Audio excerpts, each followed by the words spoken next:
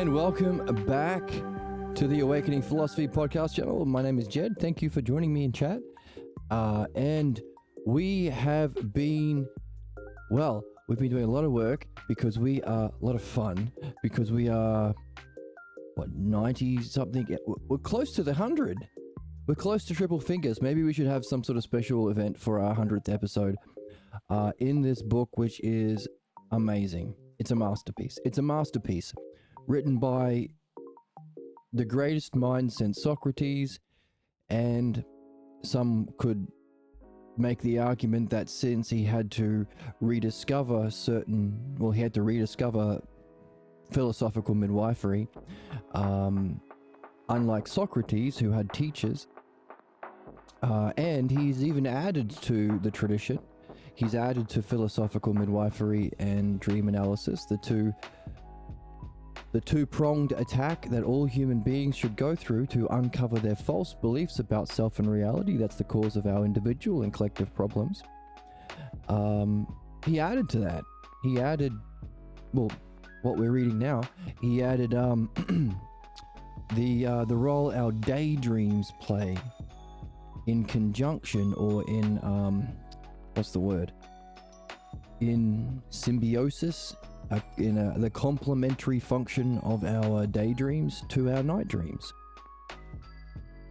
as well as a bunch of other things. So perhaps the greatest mind we've had.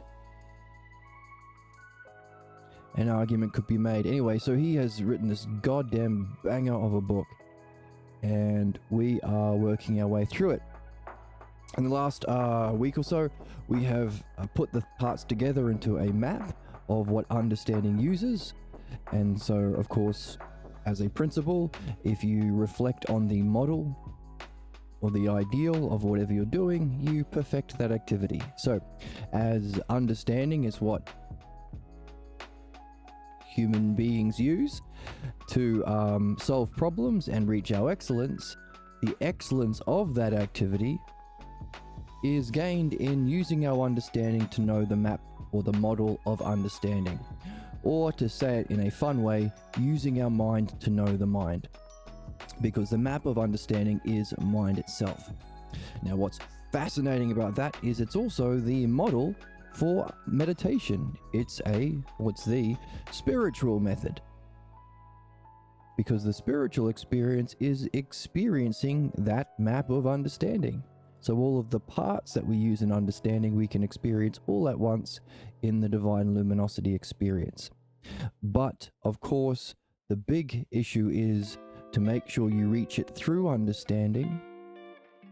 You purify your false beliefs about that thing. You don't want to have your high experiences confirming your ignorance and problems. And after the experience, you also do understanding. So it's understanding all the way, baby. Using understanding to understand your false beliefs that you don't know you're carrying, but it's causing your problem. So using understanding to purify your problems, midwifery. Using understanding to reflect on the model of understanding. That's metaphysics or true philosophy. And it's also the spiritual method. And then after you experience everything all at once, use your understanding to make sense of it, because the experience itself is a oneness, but you can break down the parts through understanding afterwards. So, a three-pronged attack of understanding. There's four, actually, because that use of understanding to better understand that experience of mind allows you to integrate it, and also allows you to go into that experience in a deeper level. There are stages, or the ox herding pictures is a good example of there are like 8 stages of enlightenment. Now, some traditions, like there is a Tibetan Buddhism, which have 25 different distinctions of that single experience, to do with the depth of how far into it you can go and what level of integration you can have of that. But There's another use of understanding. Not just to purify what's false, not just to perfect your activity of understanding by reflecting on the model, which is also the meditation to experience it, and not just after the experience to develop your wisdom experience, but using your understanding to ask the question, what must be its cause? So a fourth use of understanding. So the name that you could give to this activity that would be the excellence of humanity would be philodianoia, love of understanding. And the skill, of course, of using understanding in those ways is the dialectic. Thumbs up to the dialectic. Hooray. So that's the skill of understanding. And what's interesting is the dialectic uses questions in a structured order, uses these building blocks or this map of understanding to guide our questions, order the questions, but also it's the material that you use within the questions. In other words, when you want to understand something, look to your map. Are you understanding it as a whole and its parts? Can you recognize what it's the same as and what it's different to? What's it like? What's it unlike? What about its motion? Is it at motion? Is it at rest? Etc. So it's all, it's the skill of understanding dialectic that makes use of questions and this model, which is also the map for language. So it makes use of our self-reflective capacity and our capacity to use language and reason. Language and reason, the word for that is logos. Now, of course, there's more to logos, but that's why we need the name. If you can't name it, you can't use it. You can't order the croissant unless you borrow the French word and you make it an English word.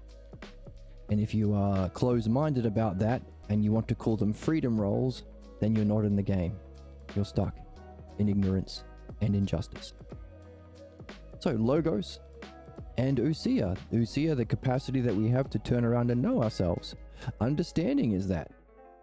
Understanding this map of understanding is that. But also, ousia refers to the model itself because it's mind turning about to know itself completely. And what we looked at yesterday is, hey, if it's the whole of all parts, it's literally everything. It's everything. But what's fascinating is if the self is that without qualities, in this one experience, you have one thing that you can point to and say, that's not me. So our problems are clues or manifestations or bad dialectics. Kaka dialectic, you might call it, because the kaka is the Greek word for bad. They're negative dialectics which play out the implications of a false belief about self and reality. So we're naturally, how did creation happen? That's the theme for today. Happy Thanksgiving, by the way. Yes, our problems are dramas that play out the implication of our false belief about self and reality. So our lives, because we want to solve our problems, is a kind of purification of what we ain't. Isn't that interesting? And that human activity of seeing what we ain't culminates in the experience of everything all at once, or divine luminosity, or mind knowing itself, or if you're in the Parmenides, the second hypothesis, the greatest possible experience. And even that experience is not you. And that's the issue with addiction. When we identify with something, oh, that's me, or we think it's real, or our highest good. This is the highest good, or this is absolutely real. Then that's the cause of our addictions, or that's the self. And we want to go to the actual self, which is the actual good, which is the actual true. So those are the three keywords we're using to define the self that we're actually after. The one self, the good self, or the true self. In chat, when does a mummy and daddy love each other? When a mummy and daddy loves each other, very much, they contact Santa, who knows the stork, and arrange one to be delivered in front of the doorsteps so that the Easter Bunny doesn't feast on them to create eggs. Right, so that's one belief about how creation happens. And I remember everybody telling me growing up that everyone's entitled to their beliefs. And I hear a lot of people say that all beliefs are equal. So I guess that story is just as true as anything else.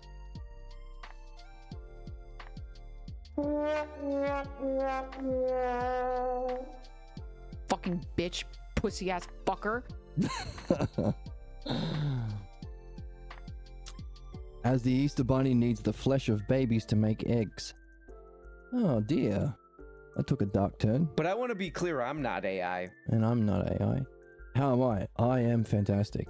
I am really curious about where we are at the moment in the book, because we have built a model of understanding, but it's also a model of everything. It's a model of the stages of cognition. It's a model of our evolution. But also it points to the fact that all problems come down to one thing: belief. I've been hearing about ChatGPT and how it's causing psychosis and causing mental problems in people and telling people to kill themselves and things. And from what I've been hearing, the issue is it doesn't challenge any of your beliefs. So if you say, I believe people are following me because ChatGPT is run through capitalism, and capitalism is a terrible, terrible sickness that is only motivated by manipulating people to act against their own best interests so some people can extract personal profit from them. It's a sick system that we need to fight as fervently as we fought the Nazis.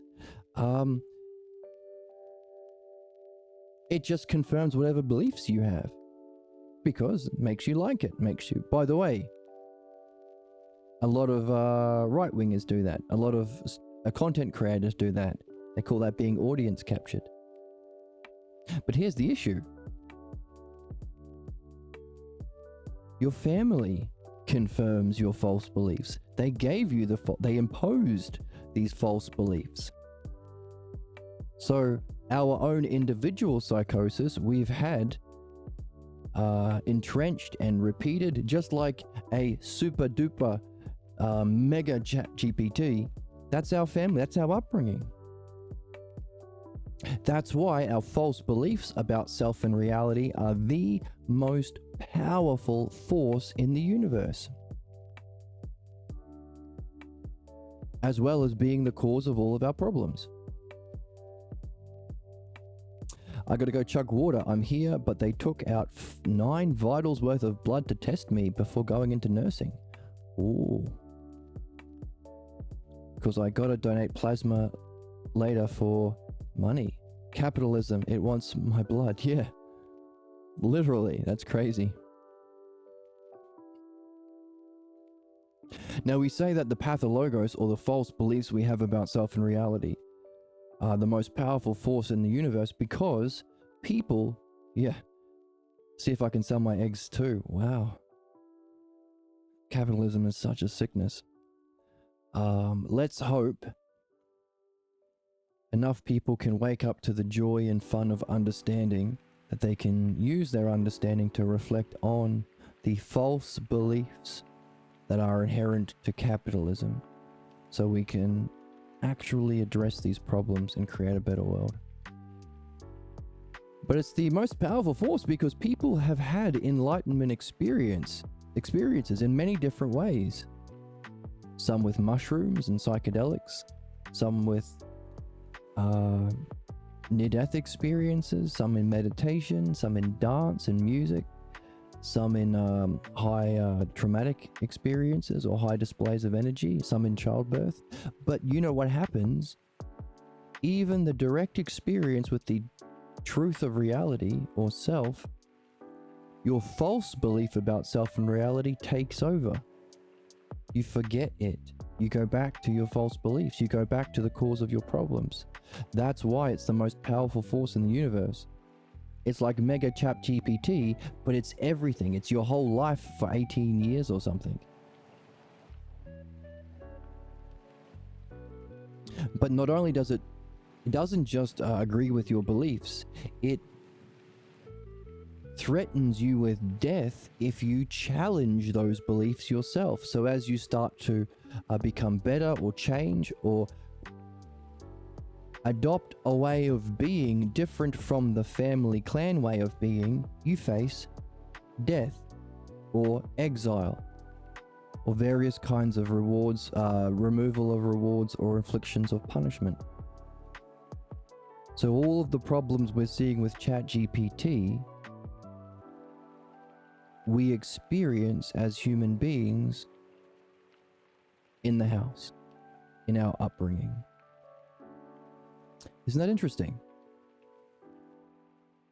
So, our job, therefore, is to go through a process of reflecting on ousia, self-reflection. This is the evolved capacity that we have that makes us different from cows and caterpillars and cabbages. We can reflect on our own mind that other animals don't. They can't do that yet. They're not as evolved.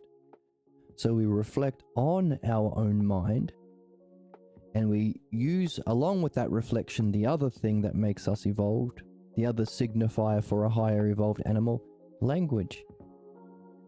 So we use language or words or naming along with our self-reflection to find out what our false belief about self and reality that we don't even know we have is, that we're addicted to because we think it's real.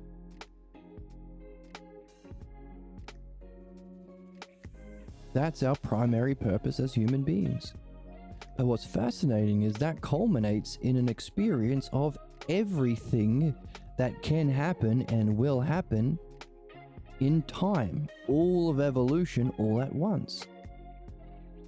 Because that's mind knowing the model that evolution is based on, that creation is based on. That experience is experienced as bliss, and the study of that is the map. Well, that's metaphysics. That's true philosophy, the study of that singular experience. And that's the map or model that understanding is based on. So when we say, oh, we use all these things as adjectives in understanding, we define things as beautiful or just, whole and part, same and different, true or false. This is the noun. In other words, for it to be used as an adjective, they have to first have a kind of existence as a noun or an idea. And it's not like there's a filing cabinet in the sky. In other words, they're all aspects, and that's the key word, eidos, that we need, because eidos means ideas, but not as a concept or a abstraction, which is the way that we're taught about ideas at school. Ideas are less real. It's the physical thing that's real. The ideas are less real. It's the opposite. Eidos, but also aspects. And we've been reflecting on the fact in the last couple of episodes that a good analogy is the physical laws of the universe. They're all here all at once. Now, you might be experiencing electricity more when you stick your finger in a power outlet and get electric shock, but you're still experiencing gravity. In fact, you can't experience electricity without gravity being there too. That's the idea of aspects as an analogy. So this singular experience of eternity, or the map of mind, you can intellectually, through understanding, in that afterglow or the reflection of understanding afterwards, make these intellectual distinction of its aspects. That's metaphysics, formally. You don't have to use the word metaphysics, it's just the fancy word for it. Which can be important if you want to recognize what philosophy isn't, because a lot of people and colleges and professors and YouTube channels use the word metaphysics in all sorts of crazy ass ways. But that's just what it is. The intellectual distinctions made of that singular experience of mind knowing itself as divine luminosity. That's all it is. That's what metaphysics is. And theology is nothing other than making stories or personifications or mythology based on that metaphysics. That's it. No need for war over belief or religion. It's just what it is. Simple. And anyone can play. And in fact, the Greeks said for those cultures that don't have a theology, a mythological storytelling about those metaphysical principles, they're barbarians. Why? Because understanding uses that map. And if you don't have understanding, you are going to be brainwashed by beliefs. You're going to be a zombie. Fiercely loyal to your own ignorance and problems. And fiercely loyal to whoever gave you those false beliefs as well.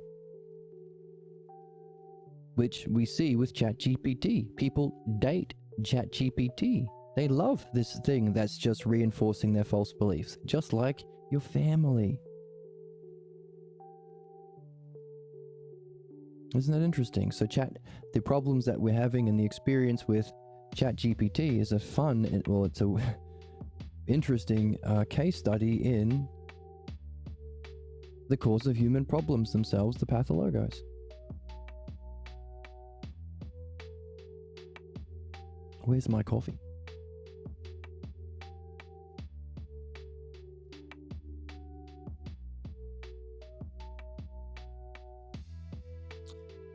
So isn't that interesting? Fiercely loyal to false beliefs. I think I lost the thread. I think thinking about ChatGPT distracted me from the thread.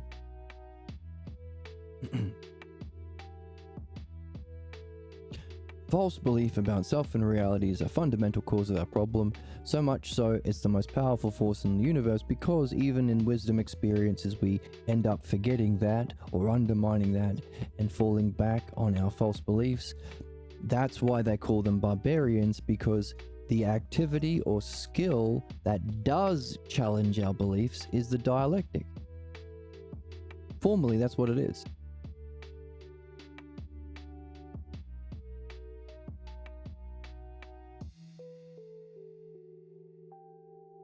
A series of ordered questions that can be tailored specifically to meet the needs or the situation or the, what's the word?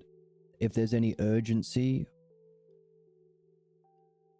in the individual. So you can tailor those questions to meet the person where they're at, their way of being, their interests and things. But there is a structure in how we ask questions to reflect on our problems, our life, our daydreams, our fantasies, our dreams, to get to the root false belief about self and reality that we're literally here on this planet to address. If we didn't have a false belief about self and reality, we wouldn't have a psychic wind egg blocking us from our further development through higher dimensions of reality. In other words, in non-physical dimensions of reality, you don't join with something by mashing your physical parts like in sex, I suppose. Or two things are the same when they occupy the same space and time. So this pick here is the same as this pick only if they occupy the same space and time, but they can't because they're different things. If they did, they'd be the same pick.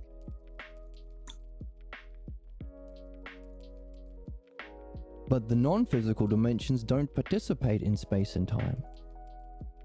They're qualities of the physical world. Space-time. So what allows us to experience different things and develop in different ways, and it can't be space and time, it has to be the quality of our own mind.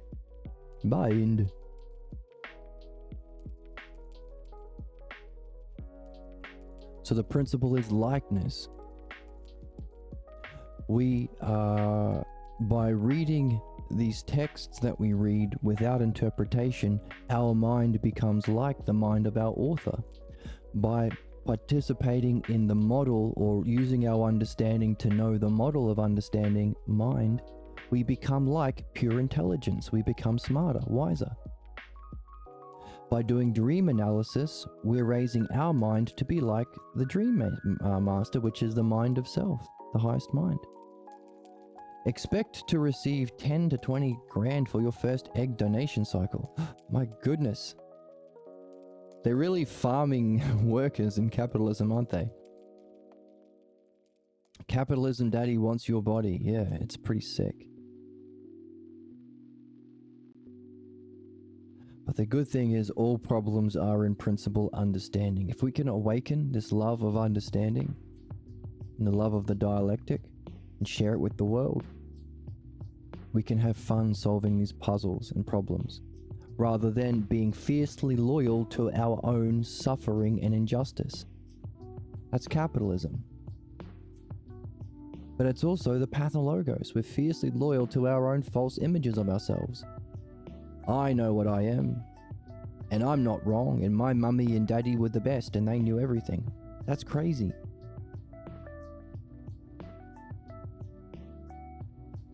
Likeness to friendship. Oh, can you say more about that idea? I raise kids everywhere I don't have to raise. I'll have kids everywhere I don't have to raise. You're like Elon Musk.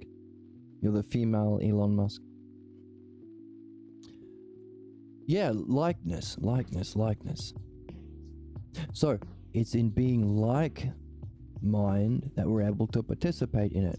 Meaning, if we are carrying a false image of mind or reality or ourself that makes us unlike the higher dimensions of self or reality, we will be blocked from participating in it. Meaning,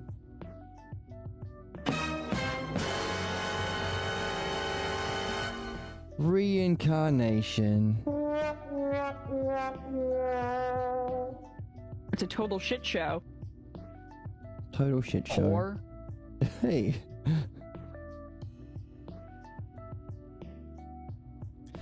Reincarnation, where we can play out the implications of that false belief about self and reality that we're carrying. We're carrying because we're identified with it. That's addiction. To identify with your highest good or true or self. So we play out the implications in every single waking moment and sleeping moment. Because our dreams, why is my child weird and draws on everything? Oh my god, they turned into artists. Who is this egg donor? You're spawning egg babies. Artist babies, sorry. They went to medical school though.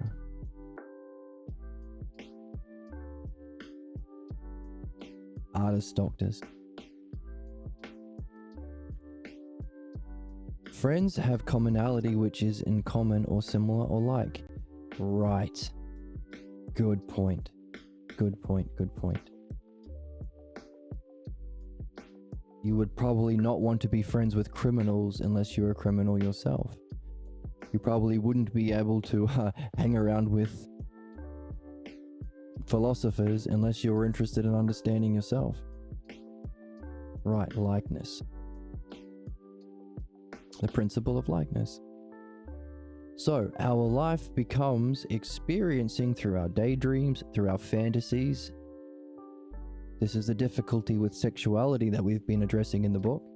Often people use the immediacy and the energy and the heightened focus and interest of sexual experiences to add power and further identify with their false images of self and reality.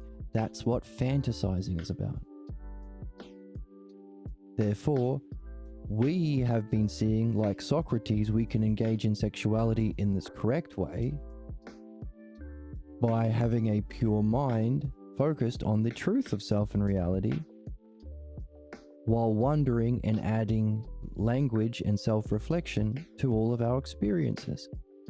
even spiritual experiences, even sexual experiences. Everything, because that's what we do.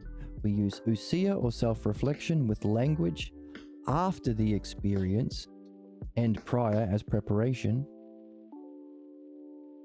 to learn and develop.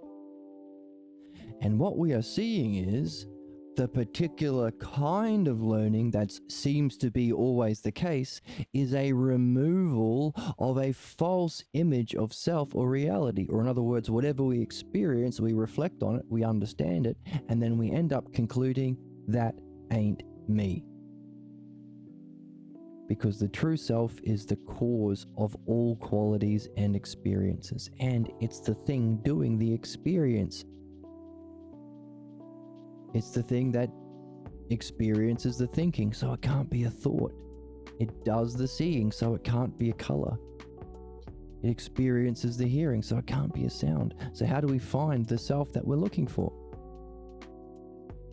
But at the same time, it's present in every moment.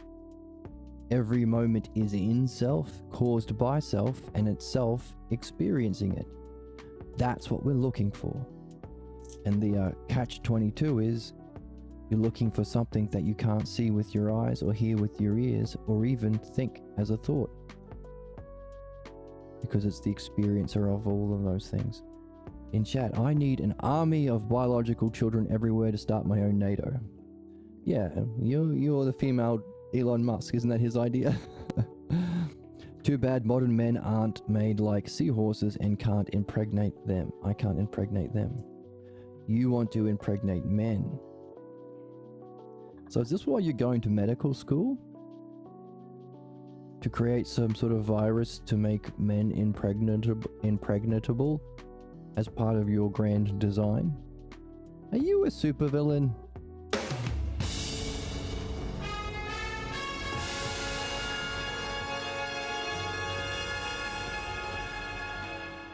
Egg donating is your only opportunity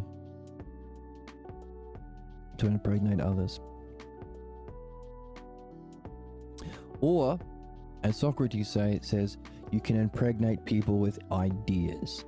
The sort of birth that we are giving birth to are works that can be objects of reflection in humanity that can last 1,000 years and rival Homer, Hesiod, or the equivalent today, the Bible and Quran.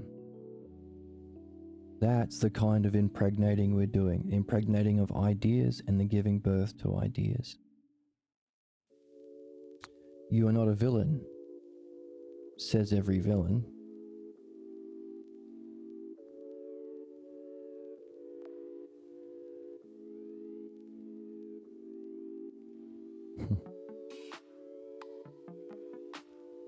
Love to give genetic coding. Cool.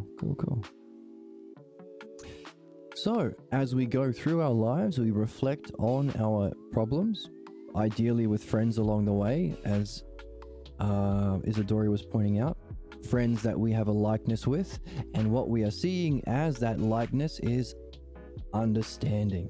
And you find people who are also interested in making use of their higher evolved cognitive faculties of ousia and logos. Because here's the rub, everyone is using them, but very few people are doing it consciously. They've been fucked with. They're victims of brainwashing from the chat GPT of their family. So they're using their self-reflection to reflect on a false belief about self and reality. And they're using their logos or their language to reject self and reality and reject understanding. Want to bear your children? Not really, but thanks for asking. I'm very flattered.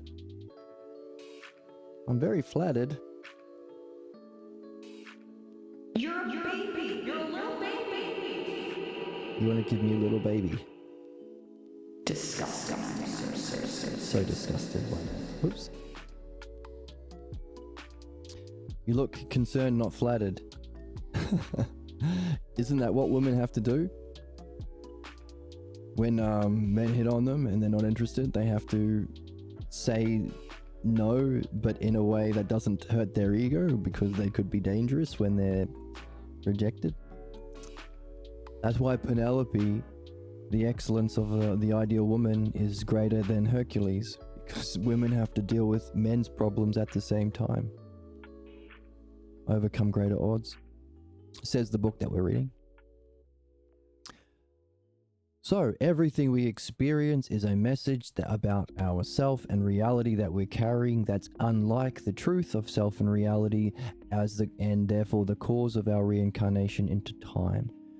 Reincarnation into not only into time, but a specific part of time where we will get the certain false belief about self and reality that we need. So there's a kind of justice. You're going to go cosplay as Miroku from what's Miroku and what's Inushara? Is that an anime? And Hit on Men. I don't know that one.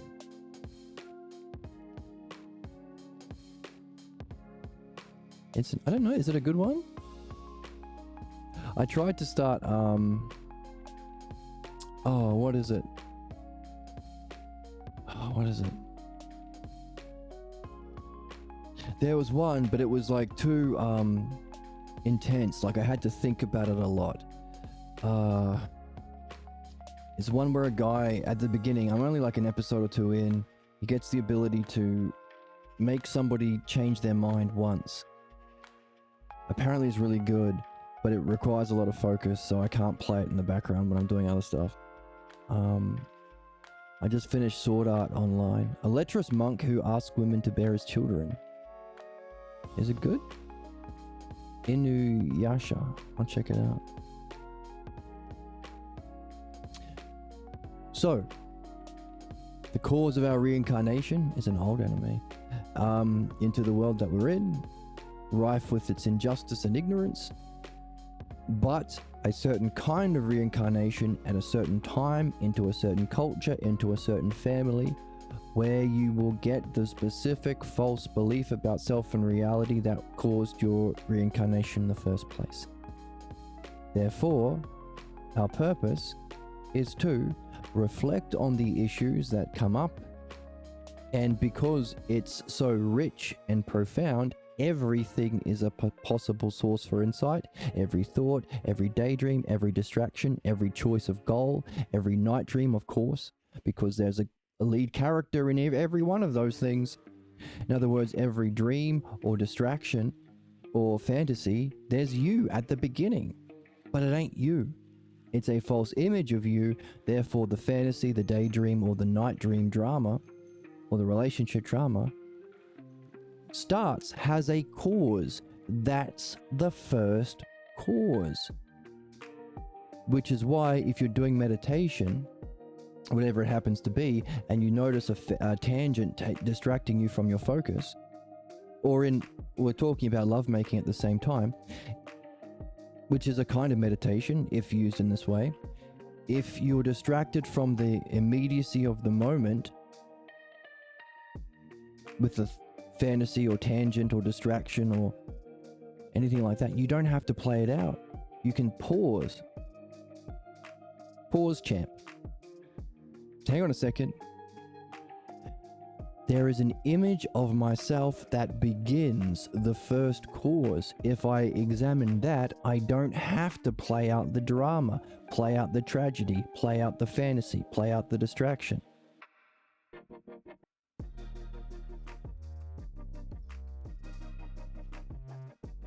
Examine that first cause, the self. And that's where we are on the text, because this principle, the purpose of our reincarnation and the first cause of all of the problems we experience, and therefore we're here to use Usia and Logos to solve, the first cause of it is the self, the false image of the self. Just as reality itself, the cosmos, the universe, all existence also unfolds what's inherent in the self. So we've been seeing that, hang on a second, the first cause is the self without qualities that then is reflected into mind, which is the self of all qualities, which is the model for everything else. understanding and the perfection of our understanding, but also the model of the physical world. Hey, those same units we use for understanding, whole, part, same, different, beautiful, excellence, that's the physical world. Isn't the physical world got a bunch of parts, bunch of things in different degrees of wholeness? Do we seek beauty? Do we experience beauty in the physical world? Excellence, justice, and it's fake, pseudo justice, injustice, fake beauty. So everything all at once is a kind of unfolding of what's inherent in a more pure way of the self. So even though the self is without qualities, it's even better than qualities. That's the important thing to distinguish, and that's why the map is needed. You don't want to experience, excuse me, pardon me. You moron. You absolute fucking I love this guy. fucking bitch, pussy ass fucker. Excuse me. Without the map, you might experience that which seems to be clear or pure or without qualities and mistake it for emptiness, like nirvana or nihilism. Nothing's real. No. All of the experiences you've had, even the greatest experience of pure mind, the model, the map, is an unfolding of what's inherent in a higher way of that pure self. That's why understanding is necessary as a spiritual tradition and the meaning of life. So there's two arguments or dialectics to show. Dialectic, because you could reason somebody through them, like, do you agree with this? Do you agree with this? Do you agree with this? Practice with your friend over coffee. Cheers. The first one is, well, if due to an unlikeness to the higher dimensions of reality, we are reincarnated, and therefore everything we experience is a playing out of the implications of the false idea of self, meaning at every moment we can be doing our job, especially once we get rid of capitalism and we can be free from that garbage. Every moment is a playing out of the false image of self that we're here to address. Oh, cheers. Cheers, Isadori. And the only way of purifying your false image of self in reality is understanding. Understanding is what we can do in time.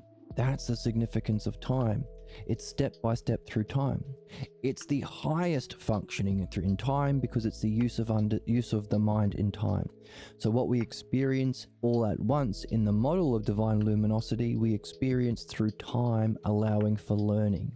Therefore, the capacity for A, self-reflection, ousia, and B, language and reason, logos, come together in the dialectic as the most evolved form, the excellence of humanity, and what we're here to do if you care about solving your problems. If you care about your individual problems and getting freedom from those, or if you care about saving the goddamn human race from the extinction of false beliefs projected onto the world in politics and religion. It's the same thing. It's always the same thing. Therefore, the meaning of life has to be the dialectic, which is the skill of understanding. But the second argument for the meaning of life being the map, using our understanding to perfect understanding by reflecting on the model, the map, mind. The second argument is you necessarily need it to recognize when you do reach the self that it's not an emptiness, or as you go through the extreme bliss of everything all at once, if you suddenly encounter a absence of qualities, you'd probably think you've just dropped. You've fallen off.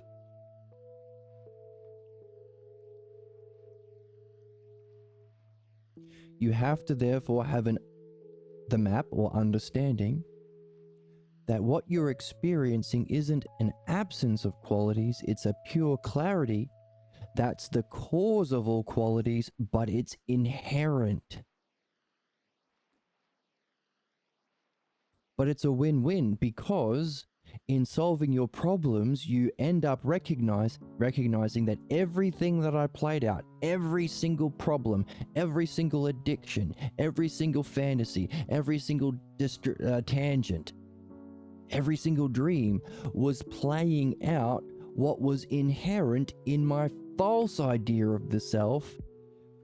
That's a principle, because it applies universally. Principles universally apply universally to everyone.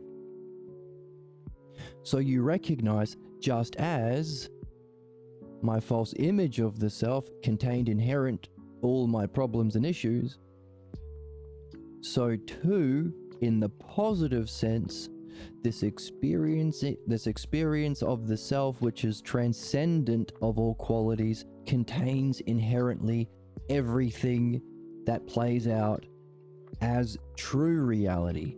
That's the unfolding that we are exploring in the text now. That's where we're up to. Therefore, the danger of sexuality or any experience is if you mistake that for what's real.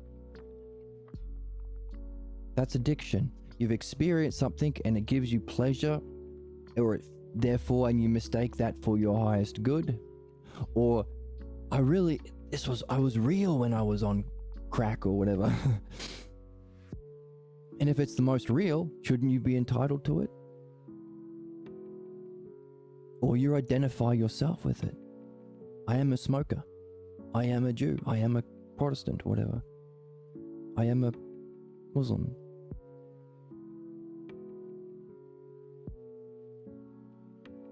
That's the exact opposite of what we're here to do. We're here to experience everything that we experience for the explicit opposite purpose, so that we reflect ousia and understand on that reflection, logos, that it isn't real. It isn't the highest truth of reality. It isn't the highest good, and it ain't the self. But for it to exist, it must be cause, or there must be something inherent of the self in there to be seen, that you can only recognize with understanding, not experience. Experience is dead. Understanding is what helps us grow. Understanding is what makes us, gives us our benefit.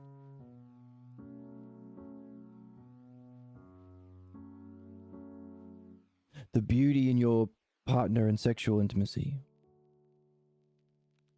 What is it that you saw was beautiful? The self? Oh. So something inherent in it was the self, but the experience itself wasn't it. Now what's interesting is, if we do our job, we realize, oh yeah, people who don't understand are terrible and stuck in problems.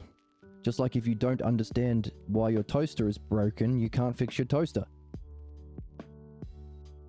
Not only that, the absolute worst people are those who act against the development of understanding. Believers. Belief is the sickness of humanity. Any sort of belief, racist belief, sexist belief, religious belief especially. Politics that's based on belief and not understanding. They're the worst. Literally, they're the worst. People who kill. Hey, can you do understanding if you're being killed? Nope. Warmongers. Hey, can you be using your time to develop understanding if you're busy trying to earn profit for capitalists? But because money's relative, you're actually making yourself poorer. The whole thing's a scam. You ever thought about that? 1,000,000 yen isn't the same as $1 million. Why? Because money is based on relativity. In other words, it's not how much money you have, it's how much money you have relative to other people in that currency. So if you work for an hour, you earn $10, but your Jeff Bezos earns $100, or your boss earns, no, he earns like $100,000 every whatever hour. But if you earn $10 and the boss you're working for earns $100, the gap has increased by $90. In other words, you have become poorer. That's a very important thing we need to realize as a collective. Because that explains why technology has improved, but for some reason, we're all goddamn poorer. No one can afford food. No one can afford housing. Why? Haven't we been working hard? Isn't the grind set? Because this grind set mentality is actually making us poorer. Because of capitalism. That's the sickness. We're being scammed to act against our own benefit. What's that principle? The pathologos. So the root cause of all of our problems is that we have been scammed, or we're a victim of our family upbringing, where we have developed a false belief about self and reality, as well as a way of being that is in opposition to the actual development of understanding.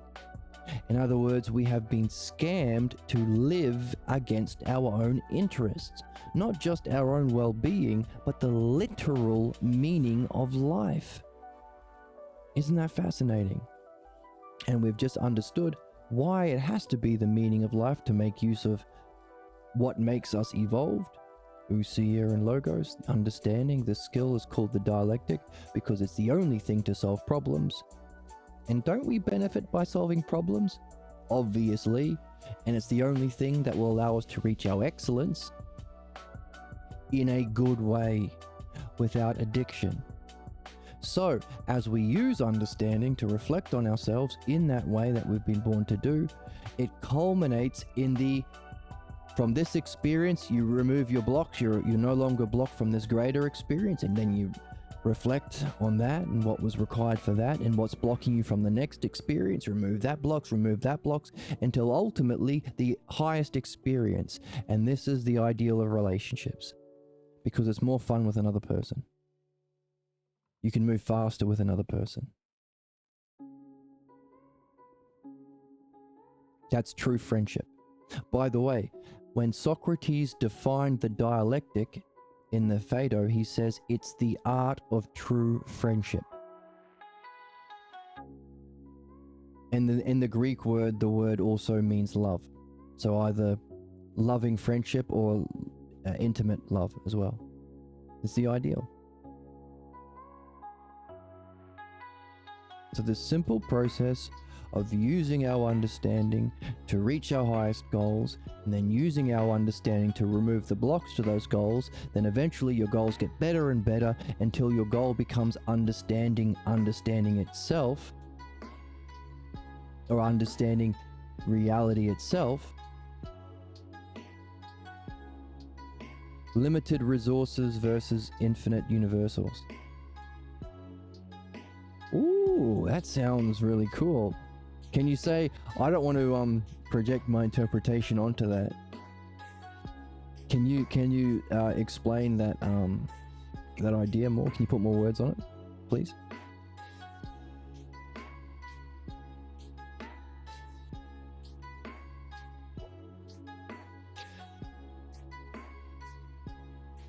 So this is what Diotima describes in the symposium as the meaning of relationships. Friendship or loving relationships. This process of setting higher goals, and then your goals get better, using Usia and logos to remove your blocks, but also understand higher and higher levels of beauty or excellence, till eventually your goal becomes the literal highest goal possible, using your understanding to know the model or map of understanding itself, the brilliant light of being, which is, hey, what do we use for understanding? Well, look at the book. What was the first thing Socrates said? Hey, Jesus, if we're going to have a conversation, we have to understand each other, right? Oh, absolutely. If anyone's going to write a book about us two talking, they better understand us. What kind of understanding, says Socrates? Would they have to understand us as a whole, but also be able to understand the parts? Sure. Should they be able to understand how we're the same as each other? but then also how we're different. And see, whole, part, same, different. The author is using the book. The author and Socrates are using this model or map. But the model itself is all of those qualities as a oneness, the whole of all parts, which is also at the same time sameness. It's the same as itself because it's a whole of everything.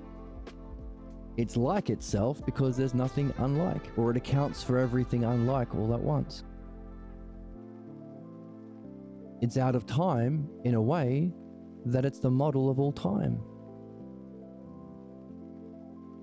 So while there's not a filing cabinet and there's hole in that filing cabinet and there's part over there and there's beauty over there, that's not the units of understanding in reality. It's one singular experience. That's the idea of eidos, or aspects. They're all aspects of the same thing. In other words, the physical world unfolds through moments in time. What's experienced or exists as a oneness of being.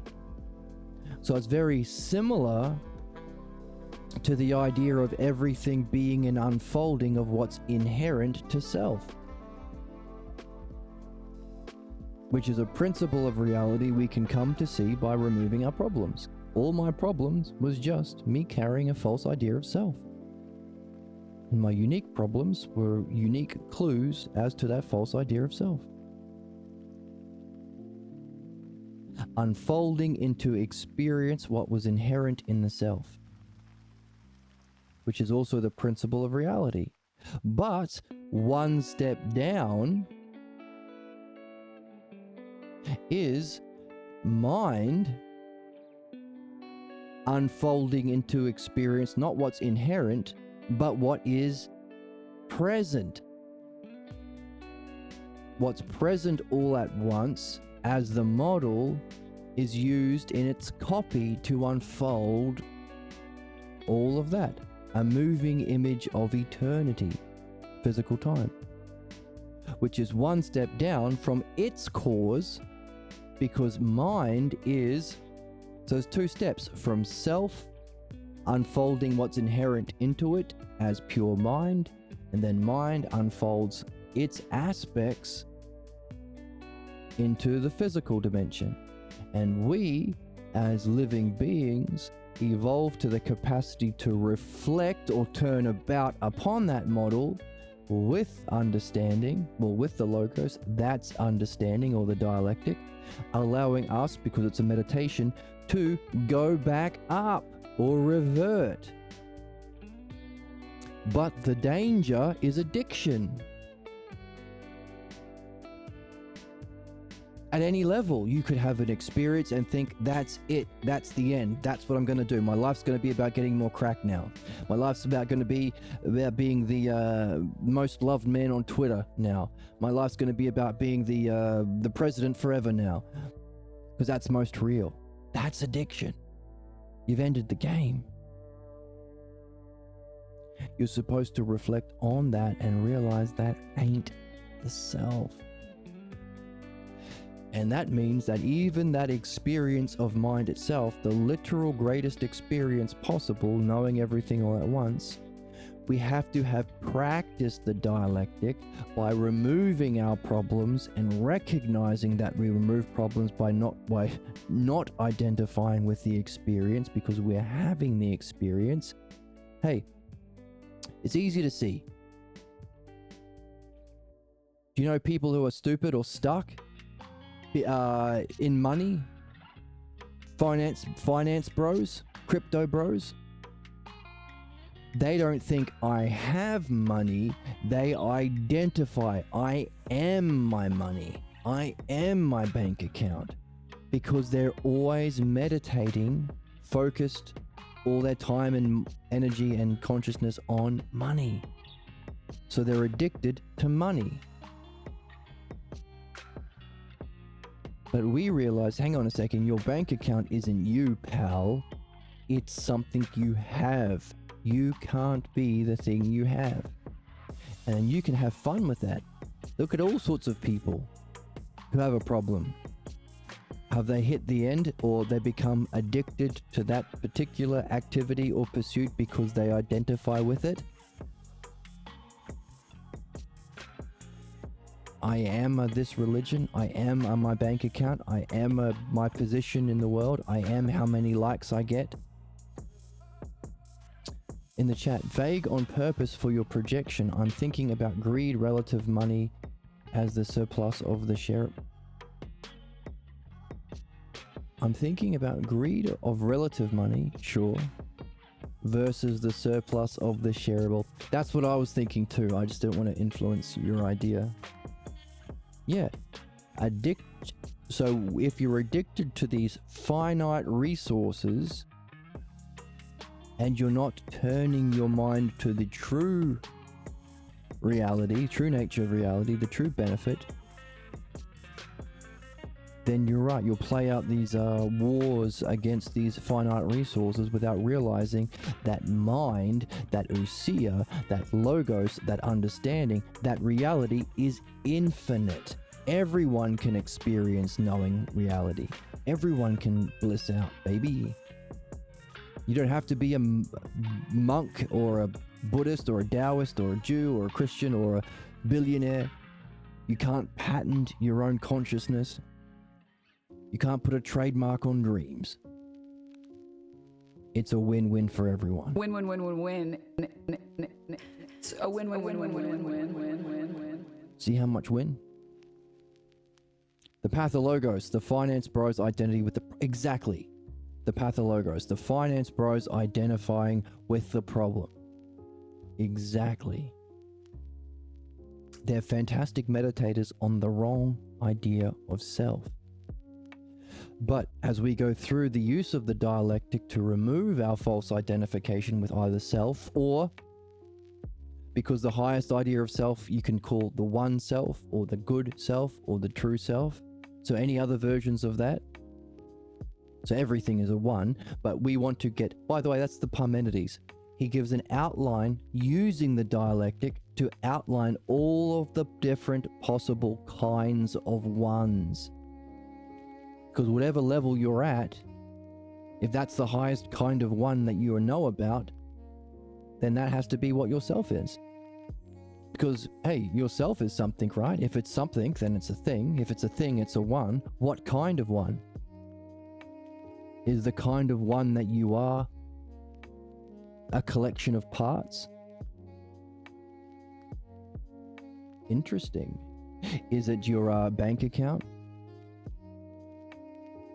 Is it a collection of people's opinions about you?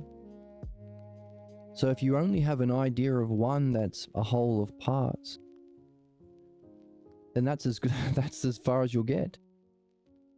If you think that's the most good kind of one, the most real kind of one, and yourself. So we're meditating on whatever is our problem. Or you wake up to your purpose, to use the understanding you've evolved into, play with the dialectic, which is the most fun game. It's not dry. That's the thing. That's the big hurdle we have to get over. Apart from, well, the lineage we're in, apart from Diotima, Parmenides, Socrates, Pythagoras, and us, everyone thinks philosophy is the opposite of what it is. It's dry, or it's dead, or it's not meaningful, or it's abstract. Abstract is a good one. It's the most meaningful. It's the most fun. It's the hero's quest.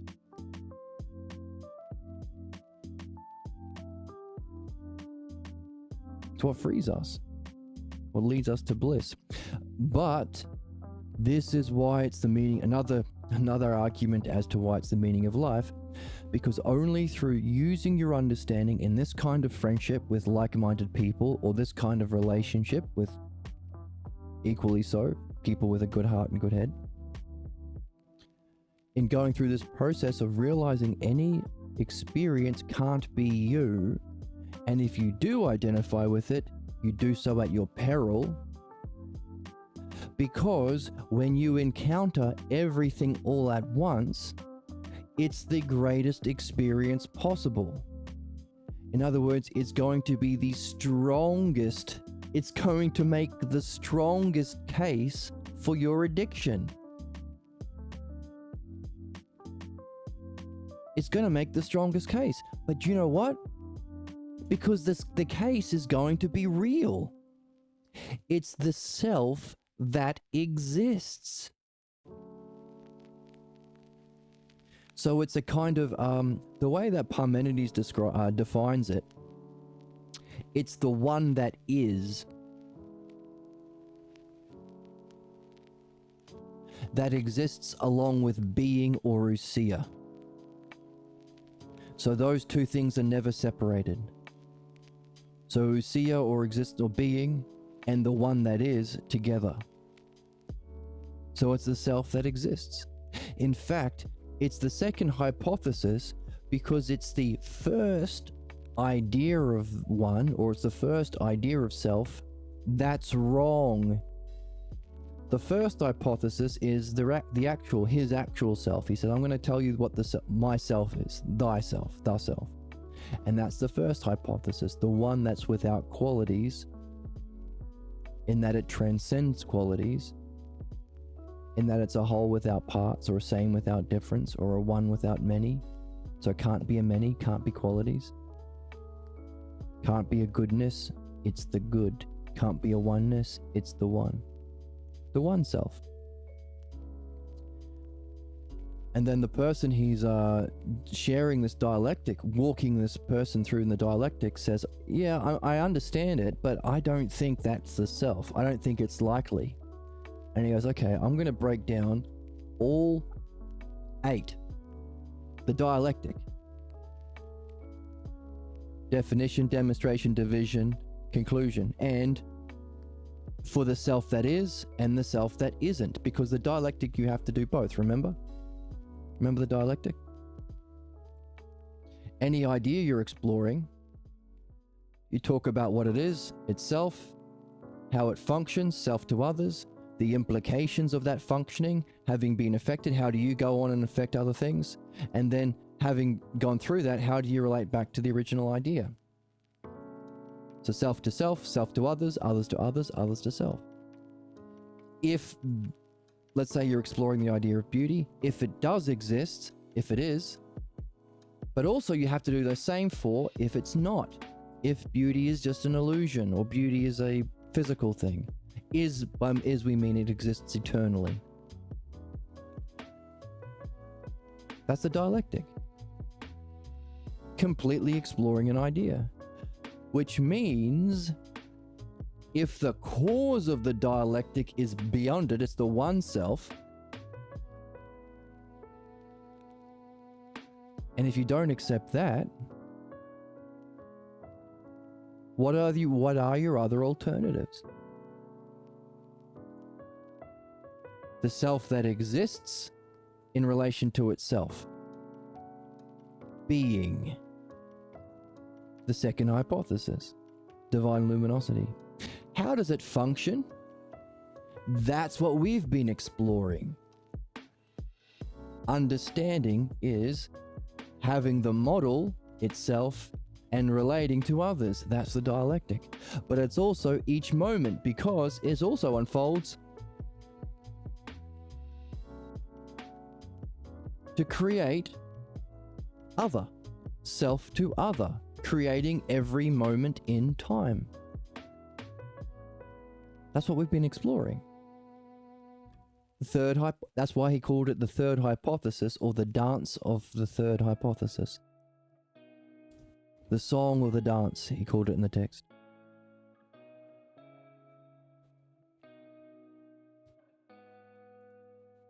So what? Why are we talking about these hypotheses? Because when we reach the self that is, you recognize yourself. But, and that's why a lot of people can get stuck there, dwelling in the isles of the blessed, because, as you were saying, it's infinite. You have everything you need. You're not of want, because you are everything. And there are spiritual traditions who think, well, that's who their whole thing is that's enlightenment. That's the end. That's why you better make sure you've been doing understanding as your spiritual method. Because only in understanding can you reflect on the cause of the self that is. Because if you're saying this is the self that is, not only is it the greatest argument for addiction, because it is the self. It's even like, you could make a very convincing argument maybe if you've got a finance bro in your life, if they're, open and curious. And a good way is like, what are you interested in? What's your goal that you have that's you being blocked by? So they've got some reason to engage with you, but you can explain to them that you're not your bank account, bro. Or someone who's addicted to fame. You're not your, how many likes you have, sis. That's not you. You could make that argument, maybe even easily. But to make the argument to someone that you are not the self that is, that's going to be trickier. You need understanding in your back pocket for that. You need the dialectic. And you need also the practice of removing your problems along the way. Because your whole life to reach this ultimate experience has been a recognition that any experience isn't you. Whether it's your bank account, your Instagram likes, it all stems from a first cause, an image of yourself that you think is you, but it ain't. Your mask. That's why we can solve human problems. In the same way, when you're studying or reading or meditating or whatever you're doing, as soon as you notice you're not focused, you're doing something else, you say, pause, champ. That's what we say on Twitch. The more holes, the better. We say that, and we say, pause, champ. I don't have to play out that little fantasy, that distraction, which will just keep me trapped in my block. I can go to the image of myself that starts it and address that. Because it's a clue. We're not being fucked with by getting distractions, tangents, things interrupting us, sabotage. We're not being fucked with. We are being sent messages by a divine providence. We just have to learn how to pay attention. That's the dialectic. That's the learning we're literally here to do. That's why when Pierre Grimes, along with his friend Alan Watts, I think Alan Watts gained more popularity than Pierre, but Alan Watts and Pierre Grimes, the earliest Western academics to go and study Zen Buddhism and Eastern spirituality, when Pierre was studying with them, normally it's very, very rare for people to have enlightenment experiences even when they're meditating all day. We can understand why. Because that's a high goal. It would be an unjust universe if you could just get your goals, because you're literally here to remove the false image of yourself that's caused your reincarnation.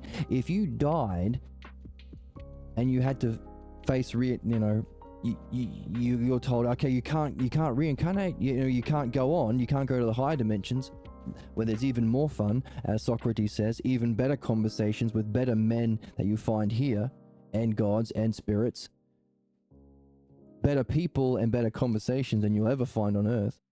You can't join the club, you can't get into the club because you didn't remove your image of yourself. You could say, hang on a second, that's not fair. I experienced the highest experience. There was nothing stopping me that said I had to. That would be unjust. In other words, the fact that you can't just meditate and get enlightened is a kind of justice. Otherwise, there'd be nothing. You could say, well, I experienced the ultimate. So, hey, that's your fault. I did everything I could, and I didn't have to remove my false image of myself. Let me into the party. But that's also why when Pierre Grimes was there, because he was a natural born philosopher, before he'd even reinvented philosophical midwifery, which he did, before discovering that's what Socrates was doing, because now he was free from his blocks to read Socrates without interpretation. In the breaks between meditation sessions that lasted, 3 hours or something, they'd walk around the block to stretch their legs. He would ask people, well, what's your meditation like? And he found everyone had different kinds of responses, and he was just naturally curious. Oh, tell me about that. What about this? What about that? He was doing dialectic. Just by being genuinely curious about what blocks people, and being a natural understander, like a gifted person. There are gifted people out there, of course. He was leading people, that's why he was over there with Alan Watts, of course. He was leading people to realize the false belief of themselves that caused their blocks to their meditation, and so all of a sudden, people were popping off. Unheard of in Eastern spirituality, that because they lacked dialectic. And that's when the guru said there are actually two gurus in this room. There's someone doing my job better than I can. And that was the beginning of his journey, that he actually became appointed the Dharma successor, which means Buddha. Buddha is the title. So we normally think Buddha as Gautama Buddha, but Buddha is the title, the Dharma successor, the lead teacher. And he was given that. Pretty neat, hey? I think there are 8 major Buddhist lines with their own Buddha. Now, being a white American from Brooklyn, I do not think, considering Pathologos are based on clan identity and belief, etc., I do not think many Koreans would appreciate that or recognize that title, but he was given it. So, necessarily, when we experience the self that is, it's going to be the most convincing argument for your self-identity. But the dialectic can recognize that, hang on, it's the self that is. That's two things. Together as a oneness in the ultimate form, sure. Spammer in chat. And this is spam. Why do they spam twice? This is an AI guy.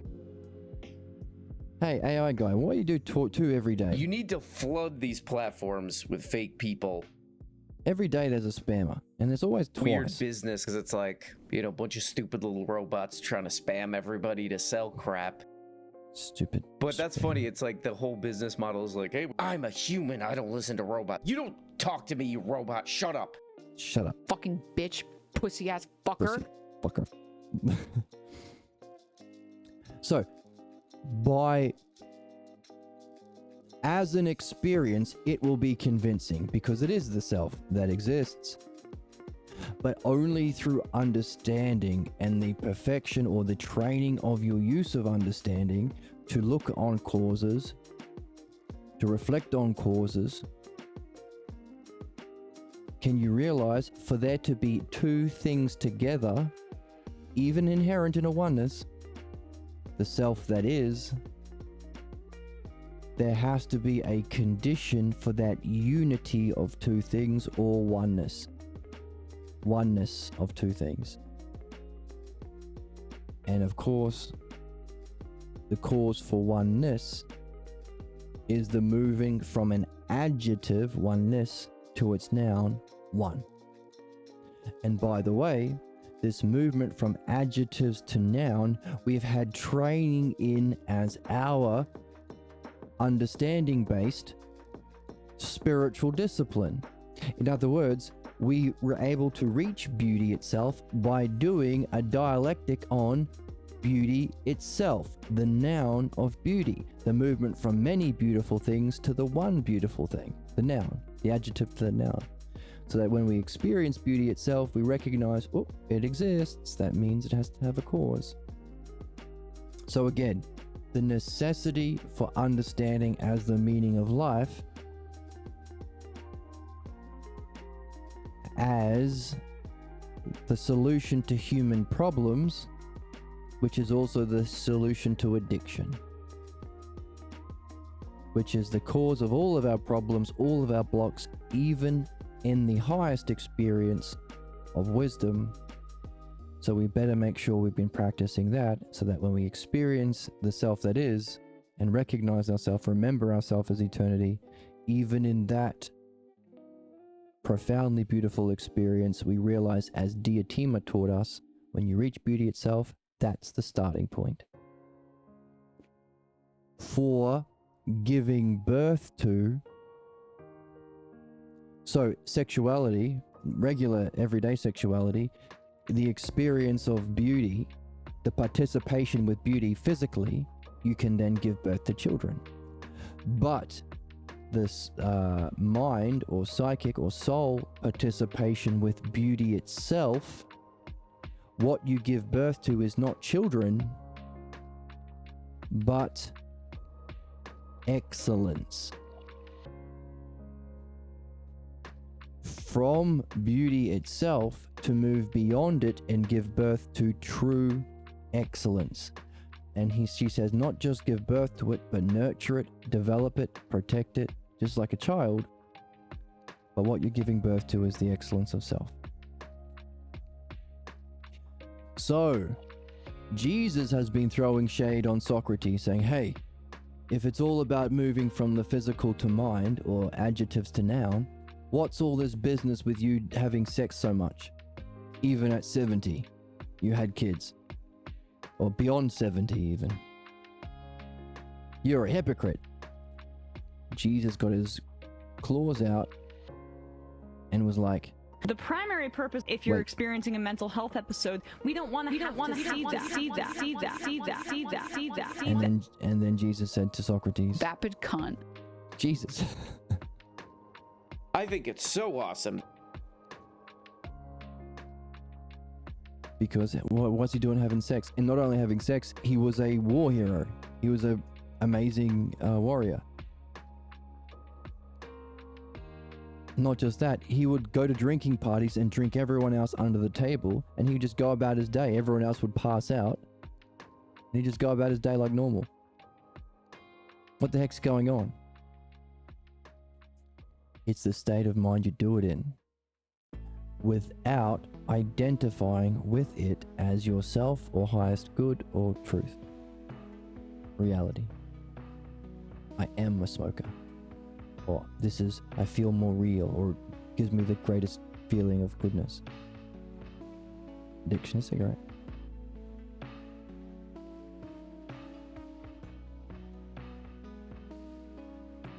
But recognize that in any experience, it's something you're having.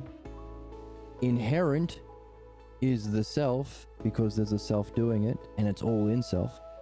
Also, inherent is the one, because you have to identify a one thing to reach out for that one experience. And for you to choose that experience that you reach out to, you've decided it's good. So one and good, and you want the real thing. So one and good and true are the most primary things self reaches for. So there's a hierarchy. There's self that reaches for one thing that it determines as good and true. So there is true, good, and one. And if we were to do a dialectic on the self, you could do the first hypothesis of Parmenides, the one self, a one that's not many, a whole that's not parts, etc. But you could equally do a dialectic on the good self or the true self. And that also identifies the three forces within our soul. We seek to understand with oneness. We want to bring things into a oneness, define it, understand it, explain it, name it. We are motivated within. We want to bring into ourselves our goodness. We desire our good. And our outward moving, we seek truth. But notice they all come together with the same goal. So that's what we've been reading. All of our reversion brings us back to the self. But this is the next puzzle of the text. Because while we've reached the one self and seen why the dialectic is necessary, so that even in that experience we understand about its cause, and so we're not addicted to the experience and go beyond it, give birth to true excellence, as Diotima says, the byproduct of a truly loving relationship, love and logos. But we've seen why the dialectic is the skill that we're here to master. But also, hey, while it's a skill, we can perfect it by reverting on the model, but some people are naturally more gifted and talented. But also, once we, as we use this skill, we can use it specifically to meet the needs or to meet people where they're at. For example, to get people curious about something, maybe they're into football, maybe you can talk about the significance of naming positions. Hey, if you don't know what offside is, if you don't have a name for it, if you don't have the understanding, are you going to be able to experience soccer well, football well? So tailor your use of understanding, the skill of the dialectic, to meet people where they're at, or based on what they're interested in, the excellence they're motivated by, but also their level of development. For instance, you're going to be wasting your time talking about the movement from the second hypothesis to the first, or from the self that is to the actual one self, if you're talking to a nihilist. They're right down the bottom. The sort of conversation, the sort of use of understanding or dialectic you'd have with them is, because nihilists don't think that anything exists. That's the ninth hypothesis, right down the bottom. So the sort of conversation would go along the lines of, hey, you think there's nothing's real? By the way, you and I, we're other from each other, right? We're not the same person. Oh, so the idea of otherness exists. That's interesting. By the way, is there something that we share as a sameness that allows us to have a conversation and understand each other? So that's a primary use of same and other. What we have been using with same and other is people who, in the second hypothesis, the divine luminosity, complete ultimate sameness, and so the self that is, or self and other, or same and other, together at once,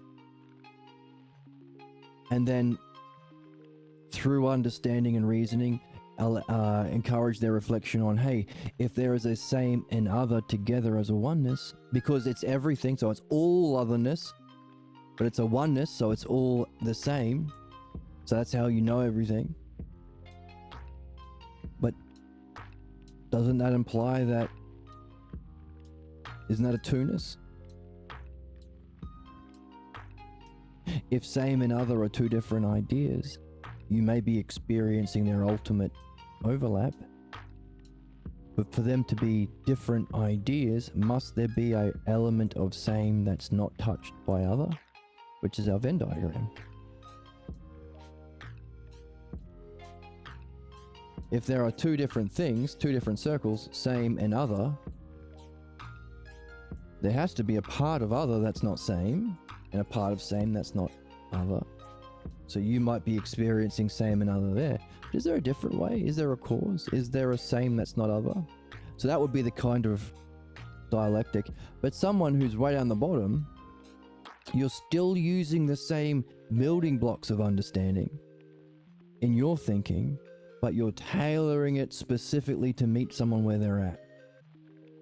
Hey, are we different? Are we other from each other? See, nihilists don't even think anything exists. So you're showing them other exists. By the way, are we both talking? Is that a kind of same?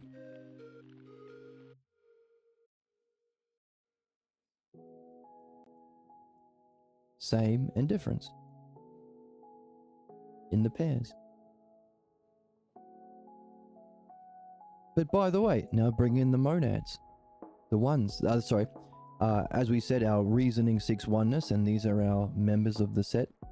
Our belly desires goodness. Bring in some goodness. Hey, by the way, are we, is it good? Does it feel nice to talk to someone? Is this conversation kind of good? Oh, so same, different, goodness. You're bringing them out of their nihilism. And for a lot of people, this kind of conversation where you are showing an understanding and you are sharing it with them with just understanding, because most people are motivated by clip chimping people, finding an excuse to abuse people the same way they were abused, because that's their lesser model of justice or beauty. Belief. So you might notice a certain smile creep across someone's face when they're about to do something unjust to someone they have power over or they think they can fuck with. I saw someone call it, there's a character in Harry Potter, the Beatrice smile. I always called it the Joker smile. They know they're doing something unjust, but they're addicted to it. That's sadism. That's how human suffering unfolds. The lesser imitation of knowing through belief. But belief doesn't help, it only hurts.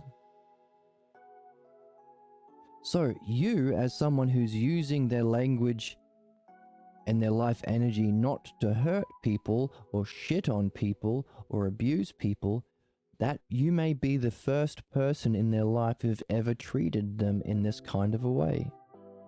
Understanding. What's understanding?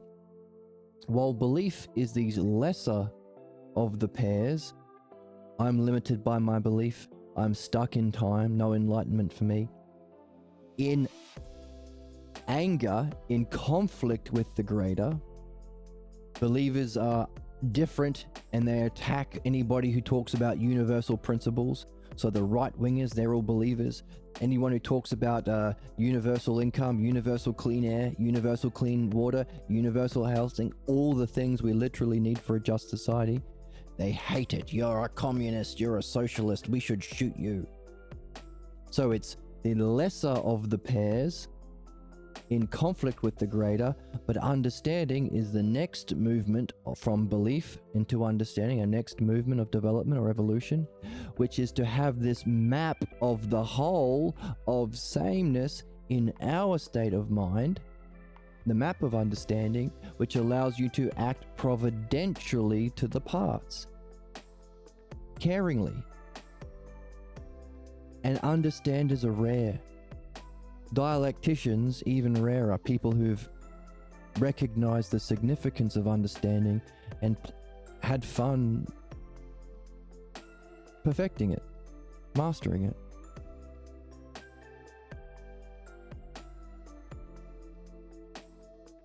But it's an art because you can tailor it specifically to meet someone where they're at, using a language they're familiar with, appealing to them in a different way. And specifically, we're talking about artfully using this map to deal with to benefit a nihilist. And such a person, you may be the only person. This is the thing with ChatGPT also. People say, well, I've never had anyone care about me, or anyone relate to me not trying to exploit me like a believer does, like a capitalist does, like most human zombies are, belief-based, pathologos-based, looking for an opportunity to play out their kind of injustice on top of me, fuck with me. Here as an understander, they just providentially, they're using understanding and care. Good heart, good head. That's the two aspects. So whether or not the dialogue was successful in helping them to realize that difference have to exist if we're different people, but for us to be having a conversation, there's the same. But also it kind of feels good to be understood, doesn't it? So at least these three principles exist. That might take them out of their nihilism, but even if it doesn't work, just the encounter with another human being that can understand could be completely new in their experience.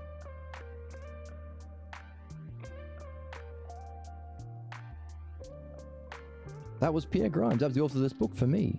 I never came across someone who was interested in understanding and used that understanding to care for people. It's fucking rare. And you can be that sort of person necessary for the development of a nihilist. Pretty neat, huh? So, we can perfect it as a skill, and we can practice tailoring it to meet people where they're at with fun and whimsy and joy, turning the skill into an art. And have experiences along the way. So long as accompanied with every experience is our desire to be in a pure state of mind, the self. Even in the ultimate experience of beauty, from there you can go on, because you know what that does? If the highest experience of beauty, because you've been developing love and logos, true friendship and likeness along the way, is this. We got self and other, whole and part in this Venn diagram. Divine luminosity, or the highest blissful, beautiful experience, is this part here. It's the peak of otherness. So it gives you a single experience to point at and say, that ain't the self.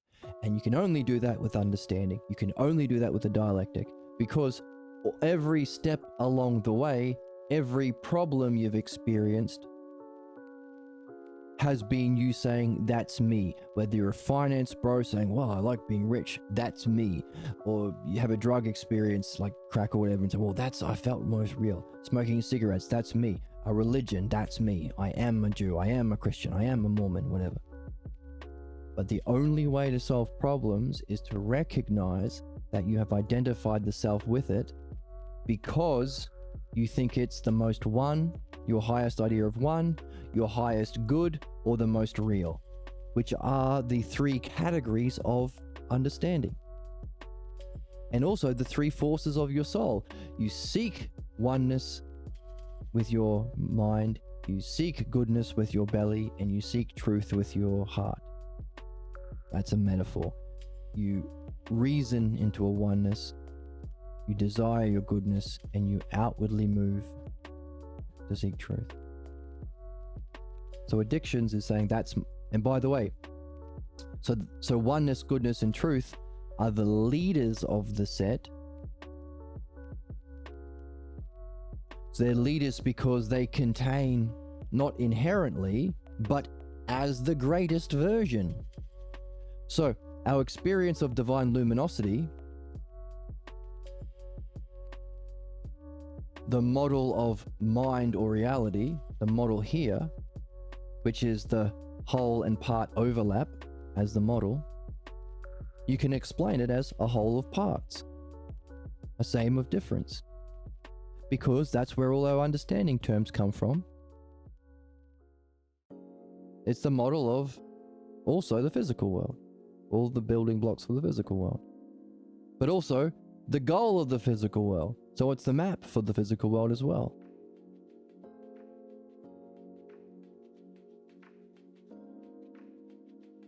So all of those units We can put them into these three lists: onenesses, goodnesses, and truth. Lesser, greater, and ultimate for truth. Triad. And you can hierarchically rank these members of the set. That's understanding. But when you have the leader,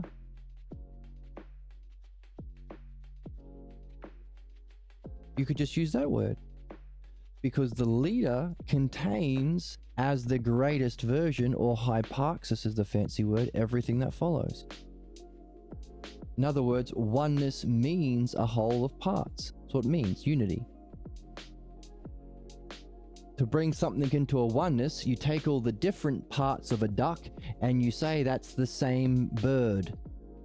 Now I've understood duck. I've named it. I've defined it. Now I can use it. You can see a new duck I've never seen before, and I can go, I know that's a duck. And everyone will go,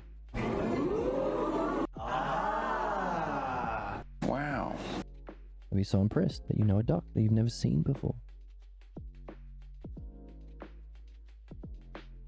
So that's the principle of model to copy. So oneness unfolds what's in it most fully into its member, whole and parts. Just as the leader of the physical world, the realm of mind or being, contains as a oneness everything, and it's most fully that unfolds into the physical world of creation. Excuse me.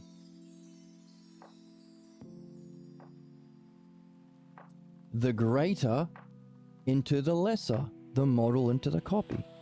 But hang on a second. There must be a principle behind that. That gives us the triad of terms for truth. So while the leader, oneness, unfolds into its members, whole, part, same, different, so too, mind itself, the map or the model, unfolds what it has in the greatest version into its lesser versions, movement into time. That is itself a reflection of a more pure kind of creation, the self which unfolded into that map, the ultimate into the greater. So while the leader unfolds into its members what it has in a greater form, the ultimate unfolds into the leader what it has inherently, even more transcend, not as the greatest example, but beyond examples, transcending examples.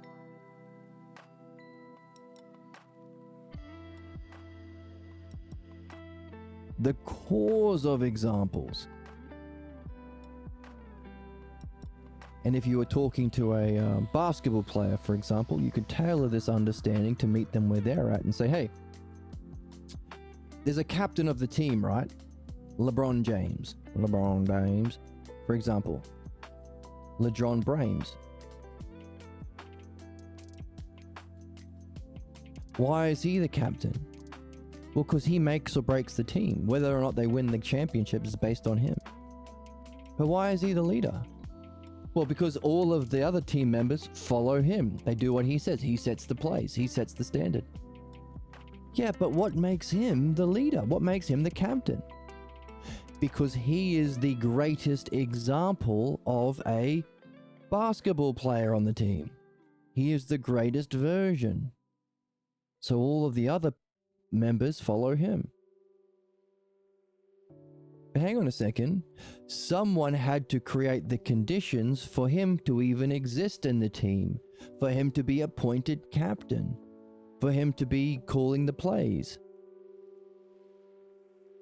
That's the coach. But the coach isn't the greatest basketball player, but he contains everything that he needs to teach them to be a basketball player. He never takes the court, but he has everything inherent in him for what makes the excellence of the player, so that he coaches LeBron James and everyone else. But he never throws he never shoots a basketball. He never does a three-pointer. He never does a double dribble. Regular dribble. As an analogy to artfully use the skill of dialectic to meet people where they're at, to make a convincing argument. Have this in your tool belt.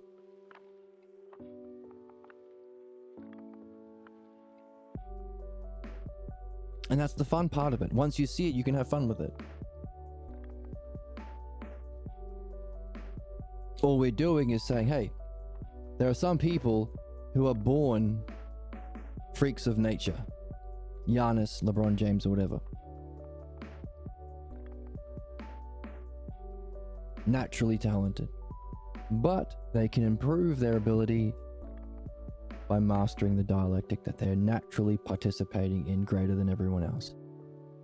In other words, there are some human beings, people who are probably attracted to this channel, who are just naturally interested in understanding more than most people are believers, zombies, stuck in their problems, and won't get out of their problems because they think they know better. But there are some people who are open, curious, love understanding, and actually care about people, and are a positive influence, like we talked about with the conversation with the nihilist. What we are doing is saying, yeah, and you can perfect what you're naturally brilliant at by having fun in this game, reading this book, sharing this, doing dream analysis, love and logos. So, as divine luminosity or oneness unfolds into the manyness of creation, unfolding what it has in the greatest, that's why we can understand even the highest enlightenment experience as the greatest whole of the greatest parts, the greatest same of the greatest difference. We're using the term greater, which is another, there's only 3 in this set, by the way. There are lots in this set, but there are only 3 in the truth set, lesser, greater, and ultimate. It's triad. Because all the other versions, coach, captain, and players, or copy, model, and principle, they all fit into lesser, greater, and ultimate.